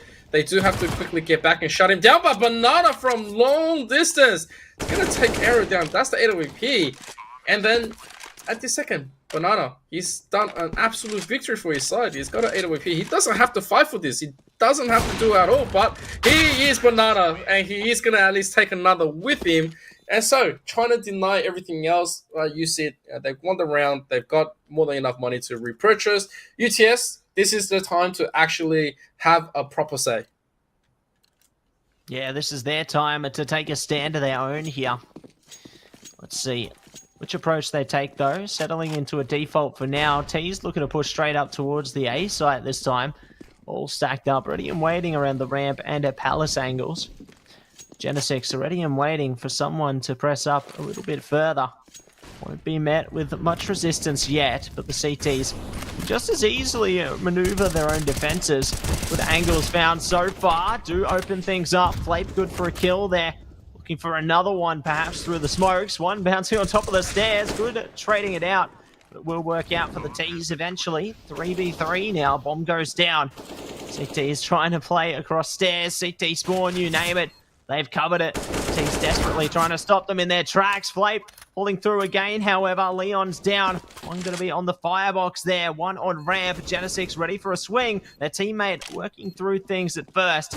The CT's not aware of the angle. Do spot Genesix. And it will be everyone going down. So, UTS managed to pull through in the end and will take 14. A grand effort. And they're only 2 away from a potential victory here. One positive for USYD, they at least get the plant down, but their money still not going to be in the greatest position, so they may have to concede this one perhaps and play for OT, or they could even just force it up and look to try and steal something out of the hands of UTS, but it's going to be pretty hard no matter what they do. They're really going to have to play to the very best of their abilities in this round. Oh, here we go. They do have the buys in. The force is coming in, but Vision already smelling blood going in. Oh, that nade could be huge. It's gonna find at least a little bit of damage, and Banana is gonna come with a double, trying to go for the grand clean, but he is gonna be returned by Arrow as well. And so a nice little bit of kill. It is still quite nice. And of course, Arrow with that kill is gonna quickly pick up the AK from his fallen team member. And hey, look, this is not so bad after all. Utility-wise, probably not the greatest coming in. They do have 2 flashes left, which means that they can at least fight for a site. But if you're looking at exactly what they can do, you gotta try to give it to them, because 2 flashes and then all 3 guns trying to go in, especially with the scout trying to cover everything else. It could be, if you get the opening shot, you win. If you don't, completely death. And so Arrow's going to go down, and USYD has one final chance. One final chance. We'll see if they can take that chance. I do like the Zeus coming out from RMIT there. They're ready for the T's to potentially go for a post-plant angle, perhaps towards Palace. Always love the electrifying gameplay. We'll see if it does come to be a reality, though, whether Zeus's Thunderbolt will be making an appearance into this one. Time ticking down now. 20 seconds. CTs, they're just chilling. They don't need to push out until the T's try and go for a plant on either side. They can just sit comfortably. They do get a spot towards Palace, though, so RMIT going to try and stop them. T's going to just go for it. We'll get the bomb down successfully. Oh, RMIT was thinking about that one. Good distraction for their teammate. Flape able to take advantage of it, getting double kill, and we'll be able to secure the round. So, UTS going to be on map point as a result of that one. Good teamwork in a way, even if RMIT's approach was, maybe very unique. It did work out for them, so why not? You ever get the hint that Razi coming out, sort of like the jester in the royal room, right there? Yeah. It's like the throw room. It's like the jester right there. It's like, all attention on him. And if you don't look at him, you're ridiculous. But if you look at him, you're gonna ridicule him. But then right after, you get taken for the ride. So here we go. Final legs on USYD. It's a force buy once again, and okay then. I guess it's just a gentleman's agreement where they're gonna knife it out. They don't care. Okay, let's go! Woo! We love a knife round. Looks like they are going to be getting a lot of kills for UTS there, and it's going to work out brilliantly for them. So that's going to be the map done and dusted. I love that. Good sportsmanship, just saying, knife mid? They certainly will. Hey, look, there's nothing wrong with that. There is nothing wrong with that. I think USYD was just going to concede, and they realized that, they just got outclassed on the map of Mirage. Look, there's nothing to say about that. It's a gentleman's agreement, and of course on top, ultimate respect given from both sides to even honor that one up and just to have some fun. That's exactly what we want to see, and it's a game. It's what, high level what it is, but then at the same time, you want to see all that emotion. You want to see exactly why they're here to compete and why, they can have some fun, even at the highest level. This is great. Yeah, honestly, definitely having a fun time with it and being able to compete very closely there. Really appreciate such good gameplay coming out from both of our teams here, and keen to see what else is going to unfold in our last matchup of the night. Yeah, absolutely. Guys, don't go anywhere. We're going to quickly go into our BRB until we come back for the final match of the night. So don't go anywhere. We'll see you soon.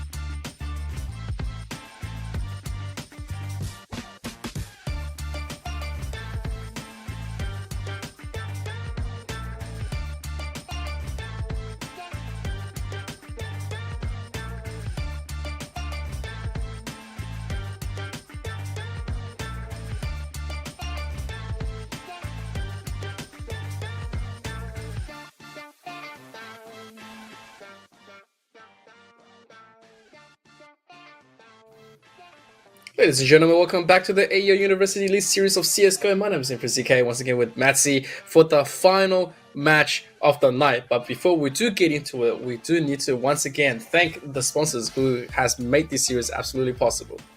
You are absolutely right, Richard. We are back at it again. So, to start things off, let's say a big shout out to Predator Gaming, the gaming PC partner who provide high-end gaming-focused PC solutions in both laptop and desktop formats, powered by Intel. Next up, it's AOC Monitors, the gaming monitor partner who provide a best-in-class monitor solutions for gaming and all other needs. And next up, it is Indomie, the noodle partner. Made with high-quality flour, selected ingredients and spices, a plate of Indomie mee goreng will certainly brighten up your day. Try any one of the flavors available today from your local grocer or at indomie.com.au. Next up, it is Game On Cancer, the charity of choice for the AEL who fund much-needed cancer research projects. If you'd like to donate, please head to the AEL's Tiltify campaign page, and you can check out the QR code below. Definitely get behind it. It's a great cause. Yeah, thank you very much for that one. And so currently, we do have the final one between USYD against, that was UTS against USYD on the last one. But right now, it's going to be UNSW versus Adelaide University. So it's going to be quite good. Talking about the videos right now, UNSW has already banned Overpass, and they're followed by Adelaide University on Inferno, Nuke, Mirage, Anubis, and Vertigo, which means that we're going to get an Ancient tonight to close it off. That's going to be quite nice. Yeah, I like a bit of Ancient. Always loved it since it jumped into the map pool. I know other people don't like it so much, but I like it. I love a bit of it. Looks like we got our rosters coming up right now, though. I think this might be your favorite one. I know how much you love Vader.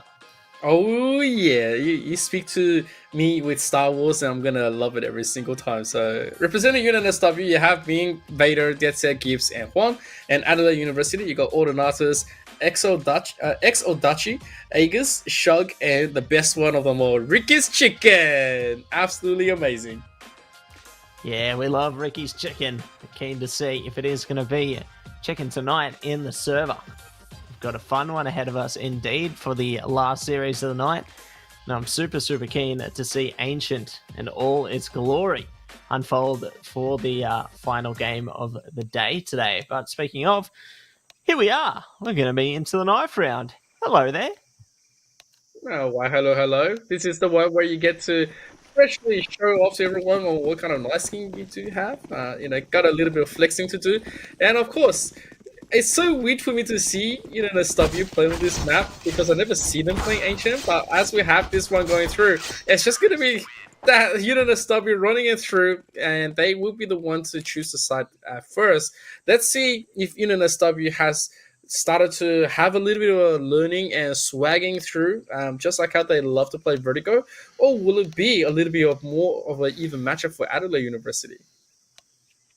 Going to be a tough one here, Richard. I'm keen to see how it all plays out heading into it, though. Looks like we've got the .Rs coming through, figuring out the side switches, the like. UNSW, looking to start on CT this time, though, going for a bit of a default buy here. Do have Adelaide looking to pick up a few bits of utility as well. Just all stock standard across the board. Looks like they are going to be spreading across towards the A side of things, pushing through outers now, see if they can get some traction into a long. Do have one CT to worry about in Juan, holding that temple position there. Getting a couple of shots through, not connecting as yet. We can easily com that to their teammate in Dead Set to try and help them here. Good dink to come through, though, from Adelaide. Really pushing Juan back, but Juan prevails. Aegis is gone. Yeah, it's really nice, but here we go. The bomb has been planted right now. Adelaide University just have to hold on. And as they're going through this, Deadset's going to find another kill, but Odachi is going to find one. So is Shug and Ricky's Chicken.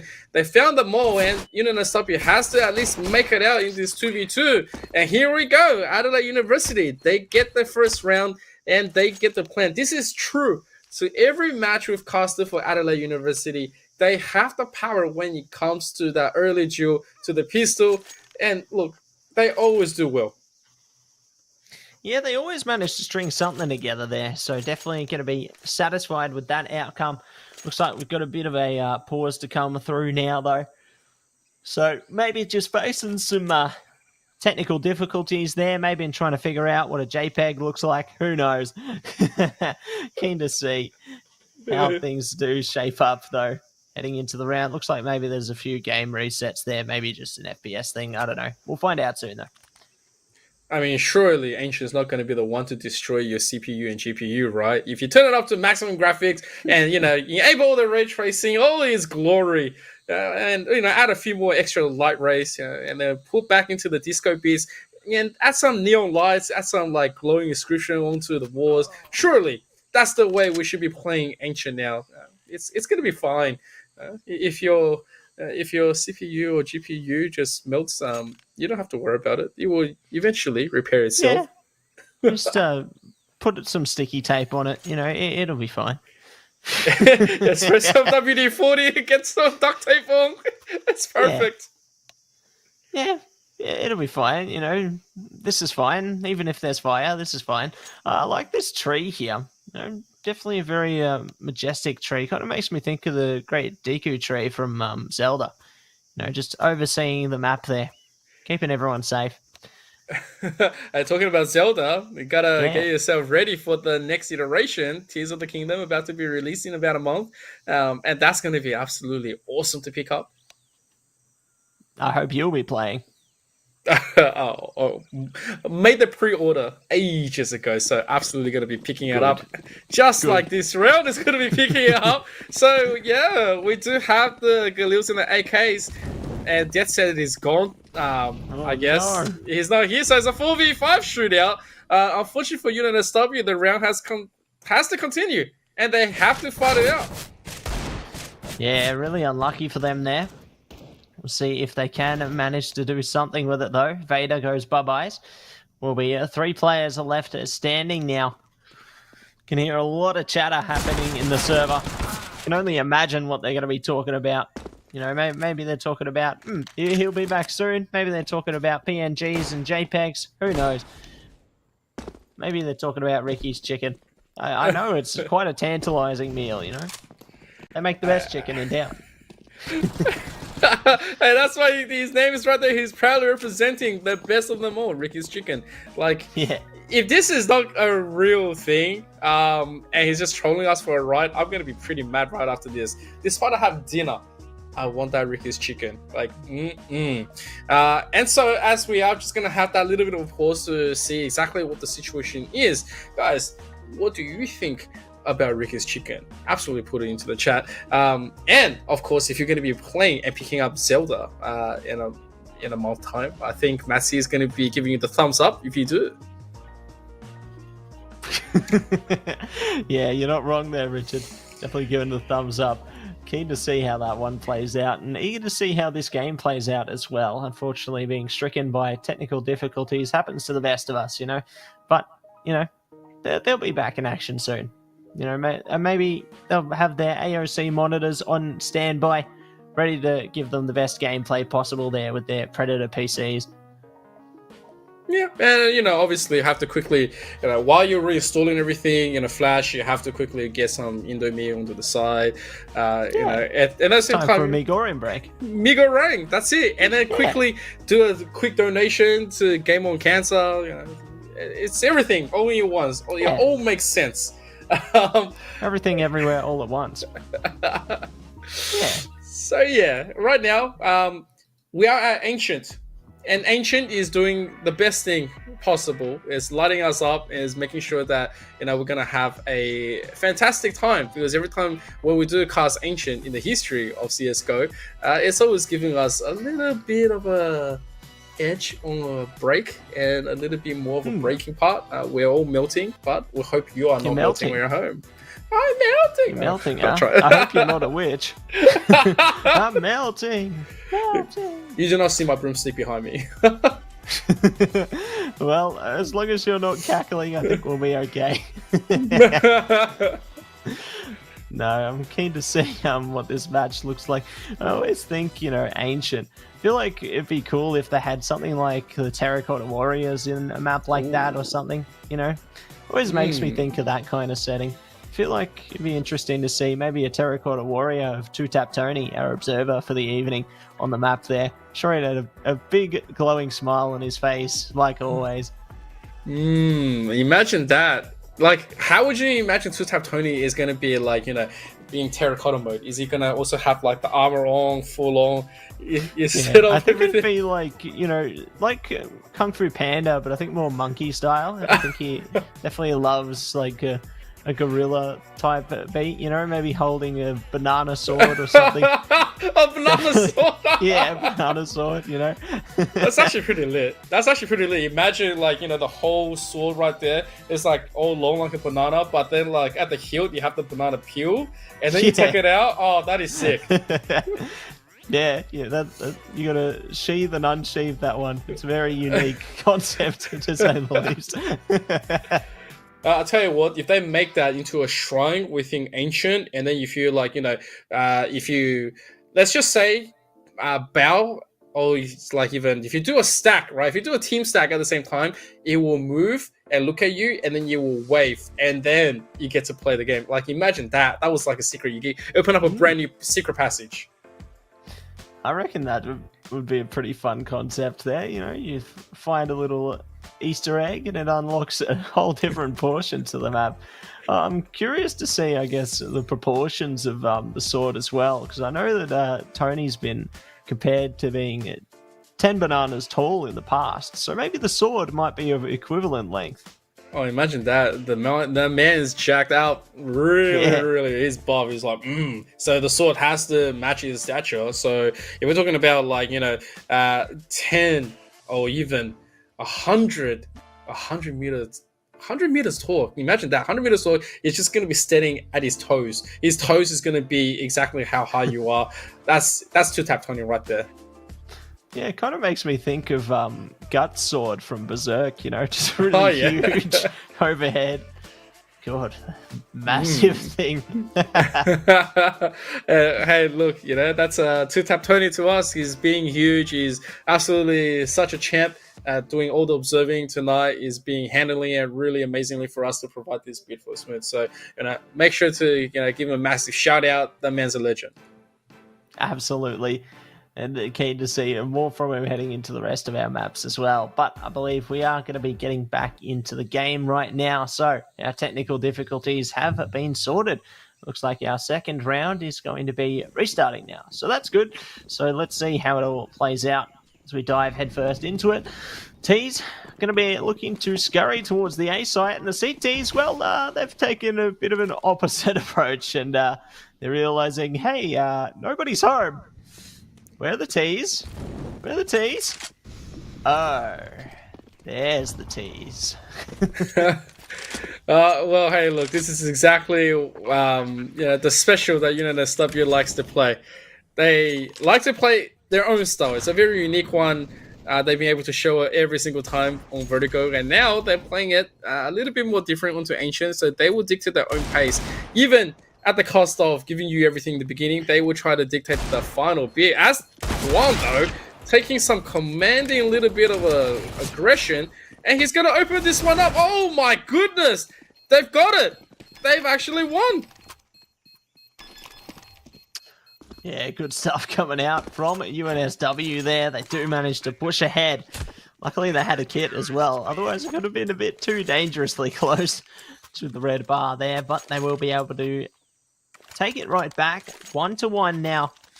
Adelaide not going to be happy about that one at all, as they are going to be stuck on to the eco here. And the CTs, they're going to be happy. They've got M4s, AKs, MAC-10. They're laughing at the moment. Let's see how round 3 goes now, though, as the T's look to push up towards the lower side of B here. Maybe looking to congregate towards Church, perhaps, push through Cave. They've got options, but Vader and co. going to be ready to start the show. Yeah, Aegis is going to be left onto the little bit of a default opening, but it's kind of rough when you're trying to rush in with just pistols. And so Ming's going to quickly find Exodachi really quickly. and that's going to stop them completely, right? They don't really have that opening. Aegis is gone, and so it's a lot of info giving through. Vader's going to get a little bit antsy trying to find that extra info. Meanwhile, Juan spotted one of them, which means that most of them is going to be just taken out by Vader, so they don't really get an opportunity to even move through.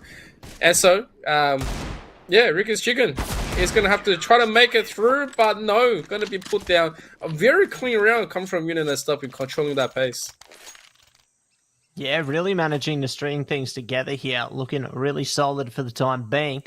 We'll see how the T's respond, though, heading into round 4, because they've got AKs and Galils again. Utility somewhat lacking, though, but if they go for a quick play towards one side or the other, maybe it might work out a little favourably for them here. They look to push up towards a B. One getting caught in a cat there. Not going to be happy with that one, but at least they do manage to cut things off before they can escalate. Speaking of, things are already escalating. T's able to find a kill back. Now looking to really amp things up towards the B site. Vader ready in the corner. Does try for one. Shug going to be good to shut it down, though. Gibbs at the back of the site has a HE. Might be able to do a bit of damage with that. Smoke going down as well. There's Gibbs. Almost good for a kill, but the bomb goes down. CT's left struggling here as the T's get a handle on things. Yeah, really unfortunate draws from Vader and Gibbs. They both had the better angle right here, but, you know, without that much of an answer, they let Adelaide University take the fights that they need. With the plan and the position now, they're going to have to fight this one through, and the angle is good. Death set is gone. Now, it's going to be Ming, and Ming slowly trying to work this one in. It's just that, there's so many people just shooting and gunning for that one entry that he's unfortunately popping into, and Adelaide University, they are going to grab that one. Yeah, good stuff from them, being able to even it up a 2 for 2 now. Really putting on a show here for us. Eager to see how the show goes now. Diving in to round number 5. Both teams even up in the economy game. Do have plenty of weapons to play with. Adelaide looking to focus up A this time, though. Dead set.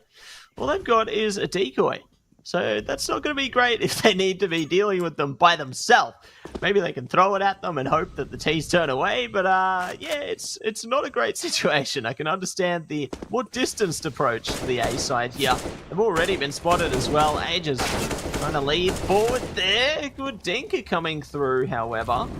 Does do a bit of damage, but the T's will be able to establish control. Min trying to provide support as well. Does actually get a spot there. Bombs down from Donut. Vader now backing it up as well. The T's taking a little bit too long. CT's ready and waiting around these corners. Taking it down to the 4v2 now. Aegis already down to low HP. Exodachi going as well. Aegis has to fight out of a cry of desperation here. And it will not be met. It will be number 3 taken by UNSW. Oh, UNSW on that one. It was looking a little bit risky, as both sides was just on a standoff, but then they got those good picks. And so Adelaide University right now, just staring to the credits, we are looking for maximum credit, looking for Adelaide University will eventually won. I would like to say that Adelaide University right now, it probably needs to rethink their current strategy. The execution, it's inconsistent because in the beginning they look very determined, they know exactly what's going on, and then out of a round that we were sort of putting a little bit of a doubt into them, they showed us exactly what they can do with minimum utility usage. But then the last one there, where they had more to go with, they didn't have as much. It looked like they were just frozen in place and in time, and so it resulted in a lot of situations where they couldn't react onto the faster pace by UNSW synergy. And I would like to see them try to adjust into that kind of play. I think that there's definitely room for the adjustment there, and I think that they can manage to work it out, but it's still going to be a tough one regardless. I'm eager to see, I guess, what their plan of attack going forward is going to be, because obviously things have started to get a bit closer heading through into this one, but it's still going to be a long journey ahead yet for both teams, and I'm keen to see how these rounds are going to shape up once we do get back into the server here, because both teams have shown a glimmer of their potential. We haven't seen, the full course just yet. Maybe we're still at that entree stage, maybe having some spring rolls into the match here. And then maybe we'll get some nice warm hot pot through towards the midsection there. Who knows? What are you thinking, Richard? Oh, I don't know which restaurant you're at, but you're gonna have I'm at the ancient restaurant. hot pot right after spring rolls. Woof. Yeah, I'm Sounds, ready. sounds actually really delicious. I'm making you hungry, Richard. Watch out. Yeah, you are. Here's the next question though. What are you gonna put in that hot pot? Right? Is it gonna be a yin yang pot where one side is gonna be light and breezy and the other one's like full chili, or is it just gonna be full one of standard? those? Full standard. Standard. Okay, Yep. full standard. Now, the next question is, what kind of meat goes in?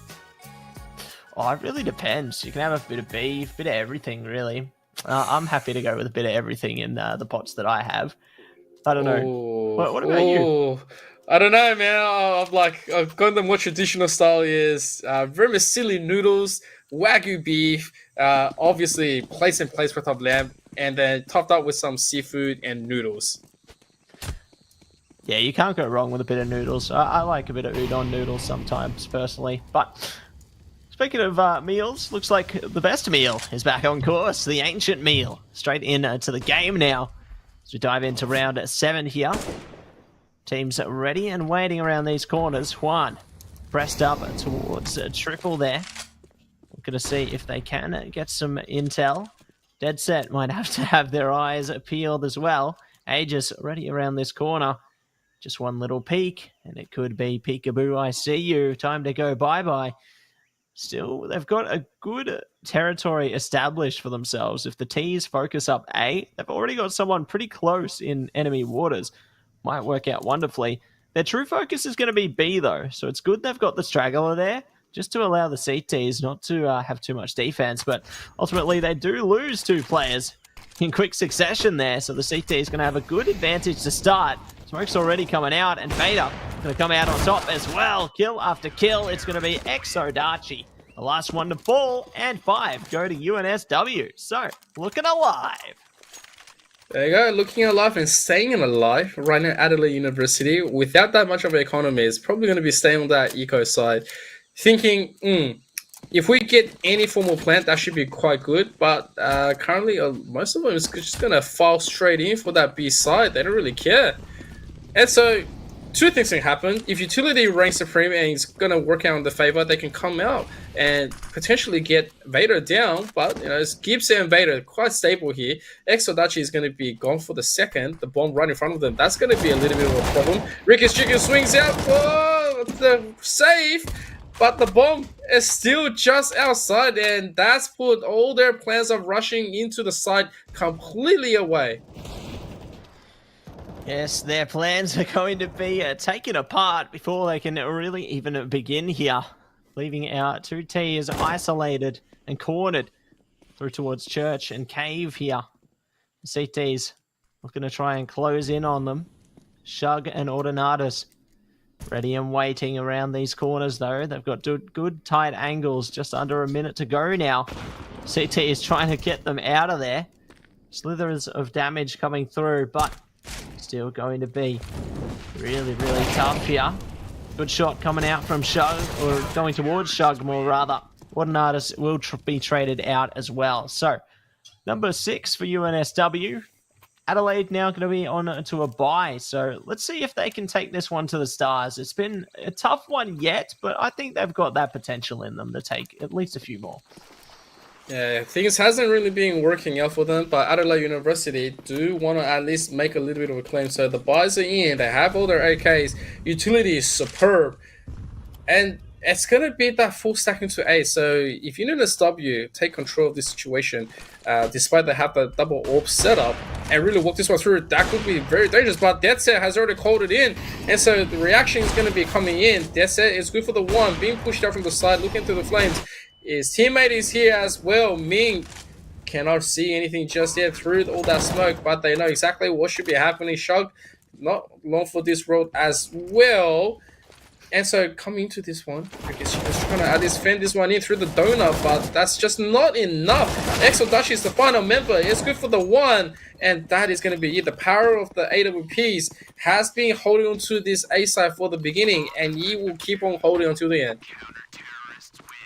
Yeah, they'll be holding strong there, and they will be singing the song of their victory.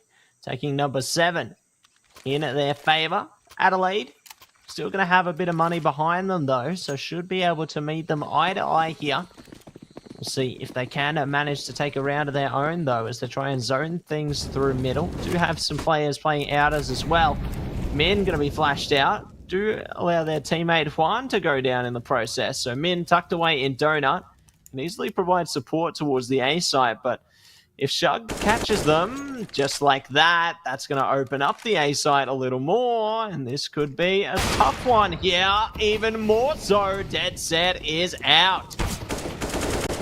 Dead Set is out, but Gibbs and Vader, they get 2 quick kills, string this one together. The bomb's been dropped, and it's a good thing because Gibbs is going to be distracted as well. Now up to Vader, potentially in a 1-on-3, trying to at least find something for his team. Does spot out the legs of Aegis. He's gone, but then he doesn't know where the other members are. Could just be backstabbed onto the side. As he doesn't know, there is going to be Ordinadas onto the side, swings it out. There's going to be the AWP. And look, Adelaide University, they were able to control the pacing a little bit better on that one. More towards this, and that's exactly what we should be seeing from them. So let's see if they can continue this streak. Yeah, eager to see if they can find the hot streak here. It will be Shug taking a bit of early damage, though. That's not what you want if you're Adelaide. You want to have the best foot forward, but might not be able to do that. Pushing straight onto the A site, though, really not giving anyone a chance to even think here. That'll be a solid start for them. Aegis pushing up in Donut as well, finding the opening on Min. Good for them. And it looks like they're just conceding the A site. Gonna try and regroup and try and reconquer that territory. Good for the T's, but I mean, they've got the bomb down for now, so even if they have the A site, they haven't taken the steps to get the plan as yet. So CTs have a bit of leeway here, and now because of the time taken, they've gotten a kill back. Could even be good for a second, but in the meantime, however, the CTs are trading things. So the T's desperately going to have to try and find a good position and get that plant down now. We're going to go for it. Close to Donut now. Dead Set, ready for them to cross, but maybe not ready enough. The T's trying to take out this Donut player, so they have a bit more options, and they get it. So the bomb will eventually go down and put us into a 2v3 here. Maybe could be down to 1 in a second. Oh, no, it is going to be 2v1. Huge play from Gibbs. Look at it all up to Dead Set. Smoke going down. They might fake out a defusal or stick it, perhaps. They've got the orb. It could be a tough one here. We're going to fake that defusal over and over again. XODarchi pushing in. There we go. Dead Set. Patience plays off, and it will be number 8 taken by UNSW. So they're going to take victory in this half now. And let's see what the path forward looks like.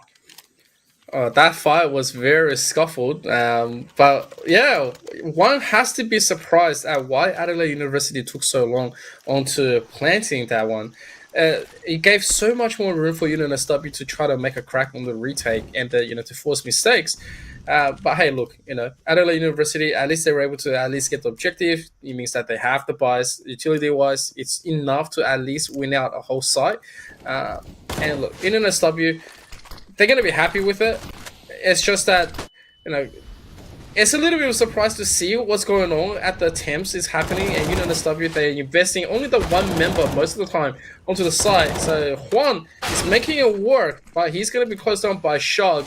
Utility should be following through, and miss from Death Set is also going to make sure that Adelaide University is going to try to hold it securely. Yeah, keep a secure grasp over it if they can. Positioning towards the A site for now. Aegis trying to spray through the smoke. Does not work out. Min pulls through on that one. Bomb going down eventually, though. Going to be forcing our CTs into a retake. Speaking of, XODarchi. Good flank there. Does allow the T's the 2 kills. CTs trying for 2 more of their own. No one's in connector there. One on the side box. Vader trying to press up. Min's down now, though. Smoke comes out, isolating the angle. Doesn't even matter. XODarchi prepared, and it will be Adelaide slicing through number 4 and resetting the CT economy back down to square one. Yeah, no jiggle at all, and a slight miss right there onto the aggressive push. That's what happens right there, and Adelaide University, they're holding quite strongly, and they can keep on fighting. They can just keep on stringing these rounds together into maybe even an 8-7. So Adelaide University, they are going to try to execute onto the B. However, it is going to be exchanged a little bit. And hey, look, UNSW, they will take this kind of fight. Don't give them this kind of fight all the way in.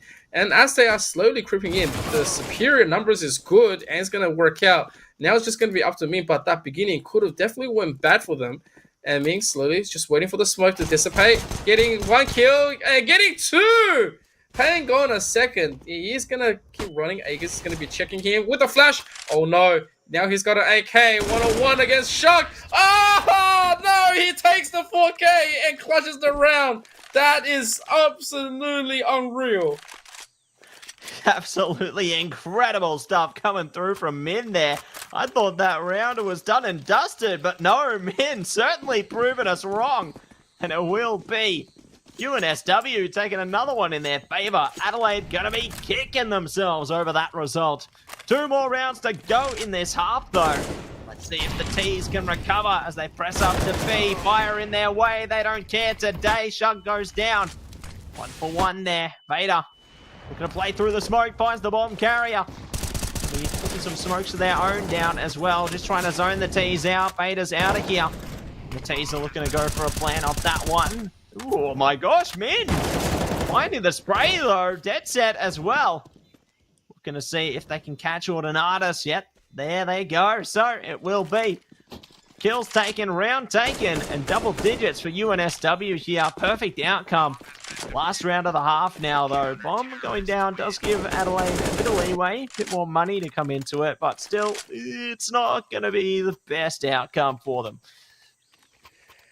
Yikes. I don't know what to say. I really don't know what to say about that last one. And then right after that, it's just a straight up fight. You see the rest of UNSW absolutely alive with it. Now we're at the last round of the half. Adelaide University desperately needs at least this round back. And they are just going to quickly run through. And one is good for the one. Takes Odachi down to 19. And that is just absolutely superb. The work is good. And now they're running through the smoke. There is going to be more flames coming in. A lot of damage is going through. Shog is going to burn. That's really unfortunate. Utility-wise, hasn't worked out in their favor. Dead set onto the side. Just looking for the swing. Can be looking at all of them. And it's a good thing that they were just in the middle of boosting. And Ming, he is still going to just make it rough. And 11-4, he's going to make it. Yeah, good way to get towards halftime there. UNSW are going to be very happy with how it's all been shaping up thus far. Adelaide, pressure's on for them to try and take pistol here, and it looks like they're coming into it with a strong foundation. The incendiary there going to delay some of the T's plays, as well as a flashbang. I don't see any kits, though, on the CTs, so that one could come back to bite them if things don't play out the way that they'd hoped. Speaking of, things are already heating up. The T's are pressed onto the side, getting a huge shot through. Exodachi somehow alive. Alrighty, surely they'll go down soon, but maybe they might survive forever. Oh, there they go. Good start coming out from both sides, though. And that Molotov really didn't catch the T's off guard. And so, Ordinatus is going to take Vader down at least. Ordinatus will go for the 2. Ordinatus for the 3. He's going to go for the whole ace. And yes, he does get it. Wow. Oh my goodness. Out of nowhere. Saves the round really quickly. Could have been a very sticky situation. But hey, there it is. Adelaide University once again showing us that they can win the pistol. Exactly the perfect moment for it as well. They've really needed that pistol round in order to elevate their confidence coming into this half. So let's see if they can manage to find a much more smooth path forward heading into round number 17 now. UNSW, they at least get the bomb plant money, so they're going to be looking to meet them eye to eye here. Huge fire and utility usage coming out from the CTs there. Gibbs really hurt after that one, but they've at least taken a bit of mid control whilst their team does try and pace their way up through outers, try and go for that A-sided take there. They're ready and waiting in those halls. They've got CTs to account for in Connector as well as in Donut. Let's see who's going to make the first move, though. It's going to be Aegis to actually find an opening. So Dachi going to be traded out 1 for 1, and things get sounded. Here we go. Oh, there you go. Shug is finding a nice little bit of shot, but Dessa is going to spray it in, and Min's going to find Shug. The finishing is nice. 3-on-2 position. Adelaide University, they got to start and try to find this one in. There is going to be the plan. There's no kit. Time is going to tick. They do have a smoke and a flash, trying to at least get it open. So here we go. They are going to keep throwing this one out. The flash is good. Autonatas. They are going to try to spot out Ming. The gun barrel was there for them to see. That's it. Meanwhile, is going to spot the rest. Going to be waiting for the bullets to come through. And there is going to be that one kill. Looking for the second. Time is starting to run. It's ticking. Autonatas needs to do a lot more. Try to transfer, but not enough. And that is going to be round number 12 for UNSW. Yeah, going to be a solid for UNSW there, taking round number 12 in their favour. And looking to see if they can do a bit more with it as well. As Adelaide are going to be stuck into the eco zone now, so really tough for them. They've got at least a couple of nades and some pistols though. There we go. Vader taking a lot of punishment. Oh no, they're running straight into their teammate. Looks like there's going to be a team kill actually coming out from the CT side there. So bit of a bloodbath. CT is going to be happy with that though. They committed next to nothing and take 2 kills out of it. Why not? Round number 19 now though, and the CTs are still going to be ecoed out. So UNSW on a good path to try and get 14 here. Really unfortunate when all you want is blood, even if you have to get it at the cost of your teammate. Shug already through mid here, looking to get that kill. Unfortunately, just missed. Going to be forced up the position. Autonatas is gone. Min's just going to rush over. AGONbyAOC is going to beat for the one. He is stuck, however, but hey, look, he gets the second kill. There is going to be the plan, and the rest of Adelaide University is just going to keep on swinging, waiting for a little bit of the smoke to clear. But Shug is gone. Ricky's Chicken trying his best with Aegis. Going to be fighting out. That said, Juan and Gibbs makes it easy. Puts that down just to Ricky's Chicken. The one and the only. The chicken from Ricky. We want to see it. We want the picture of it. Tweet it to us or something. He's doing it. And Ricky's Chicken is going to be getting that set down first. The pop power coming in. But Gibbs is going to shut it down. And that is going to be the round number 14 for UNSW. Round at number 14. Shining through there for UNSW. Adelaide going to be looking to buy up now, though. It's going to be a make or break situation for them heading into this one, because if they lose this one, it's going to be map point for UNSW, and that's not going to be good if they are on Adelaide's side. They desperately need to find some kind of a recovery here, because otherwise the map could completely run away from them. Gibbs already getting a spot through, though. Ricky's Chicken looking to be taken out, but it will be Shug to be the first one found there. Ricky's Chicken isolated in Donut now. Gibbs pressing up towards them though. Juan on the left side of the Donut there. Gibbs now pressing the right. Looking to take out Ricky here. Goodbye, Ricky. Will be an opening towards the A site. Still got the site player. Well, no, they don't. Aegis is down, so that will be the site opened up. Planned surely soon on its way. Not before AGONbyAOC has a say though. Alright, here we go. There is the bomb right there. They don't have kits. Oh, this is going to be a rough one. They only have a flashbang left. Going to have to do everything they can. There's still AWP onto the side. Vader is around. And so what are they going to do? Oh no. Vader. He did it. He did it. No, Vader went behind and he slayed them. That is the Star Wars Vader that we were all talking about. Being extra, 15-5, 10 rounds of opportunity. Let's see if UNSW is going to take it, or if Adelaide University is going to hold on for a dear life. See if they can manage it here. So we'll jump into round number 21 now. UNSW on a series point. Do take out Ricky to start things off there. One player around the smoke as well. Shot caught off guard. Speaking of caught off guard, 2 kills. Actually coming out for the CTs there. They've got bomb control as well, and an AWP. Not too shabby for AGONbyAOC. And speaking of Aegis, huge headshot coming through there. Let's put us now down to a 2 versus 2 situation, as Autonatas is properly dealt with. I do spot AGONbyAOC as well. Trying to get a shot with the AWP there. Ooh, flash almost coming out, but it won't go anywhere. Spot from Juan, though, does allow them to get that bomb planted. Here we go. Lifeline. Adelaide University. The nade is good. That set is gone. It's just Juan. Juan gets the one, but Exodachi swings out. And he is going to be able to at least take this one. There is going to be the defuse. Adelaide University is saying no to the closer. They are going to defuse and they are going to go into the next round while we look at this little bit of monument. Monkey. Yes, monkey madness. Ooh, ooh, ooh, ooh. We love the monkey madness, don't we? But it is going to be another round coming out before us here. We'll be jumping in to round number 22 here. Looking to see what will be unfolding before us. Good nades coming out there towards the T ramp. T's not going to be phased by it though. Still pressing up. CT's actually giving a lot of ground here. Might be looking to go for a flank perhaps, but I mean, T's already got a bomb down. This is a huge start. CT's already forced to play retake. Oh, here we go. They've got them all in that position. No lurkers around. All of UNSW committed to the site. Gotta fight this one through. Shock is gonna at least find Vader, so that's a good little bit of an opening. But Ricky's Chicken, he is down. And you have that little bit of preliminary firing. Oh, Gibbs is gonna find the one, find the two. He's scouting around the area. Dead set for the other. And now Aegis has to swing for the rest. And no, it's not gonna be given. GG, 16-6. UNSW is gonna take the series. Yeah, really strong foundation coming out from them there. Will allow them to take the series 16-6 in their favor.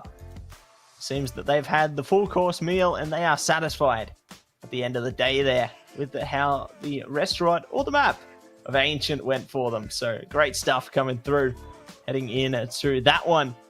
Eager to see how things shape up though, heading towards the standings later. But definitely a really good series of matches we saw tonight. This one really is shaping up quite positively there. I saw some good potential from Adelaide, but unfortunately they just weren't able to reach it to its full extent.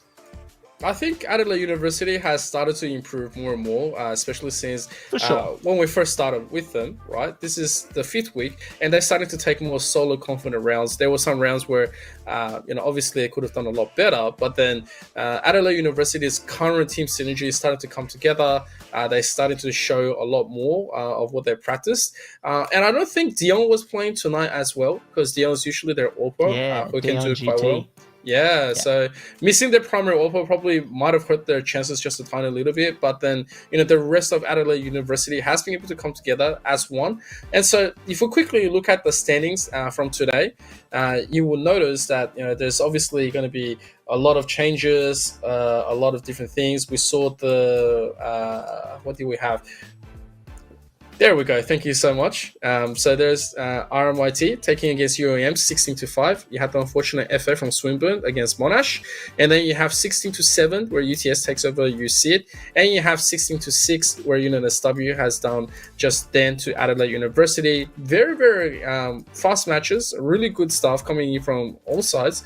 It's going to change a lot of the league standings as well, because we did have UOM that was leading in the first place, and now how they've been brought down a little bit. So you can see they go to the 3rd position because RMIT and UTS has yet to drop around. Yeah, they're both yet to drop around now. Obviously, UOM are going to be taken down a notch there.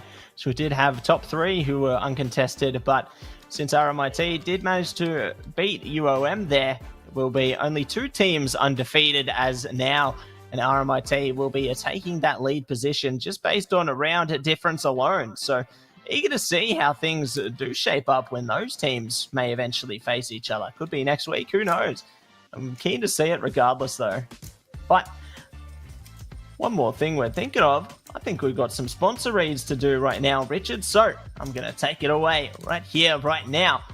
Starting things off, it's a big shout out to Predator Gaming, the gaming PC partner who provide high-end gaming-focused PC solutions in both laptop and desktop formats, powered by Intel. Next up, it is AOC Monitors, the gaming monitor partner who provide best-in-class monitor solutions for gaming and all other needs. Next up, it is going to be Indomie, the noodle partner. Made with high-quality flour, selected ingredients, and spices, a plate of Indomie mee goreng will certainly brighten up your day. Try any one of the flavors available today from your local grocer or at indomie.com.au. And last but not least, it is going to be Game on Cancer, the charity of choice for the AEL who fund much needed cancer research projects. If you'd like to donate, please head to the AEL's Tiltify campaign page. You can also check out the QR code below and be sure to support a great cause. Thank you so much, Matthew, for always doing the best when it comes down to shouting out our sponsors. And of course, shout out to everyone who's been able to come and watch all the shows. If you still haven't seen or followed or done anything else with AEL University League, we do have many more other kind of series that's always running. And so Wednesday, there's going to be Rocket League. So if you do want to catch all the latest action, make sure to follow all of our social media across every platform, and that is going to be at AU Esports League. Please follow Matty, my wonderful commentator here, at Matty123. You do see the man always around the corner. Myself at Emperor_ZK, as always. And of course, a little bit of a saying right here is that our next official CS match is going to be on May the 8th. So we are going to have a little bit of a break coming into this one. So don't forget to tune in. There won't be any CS game next week. It will be on the week after, okay?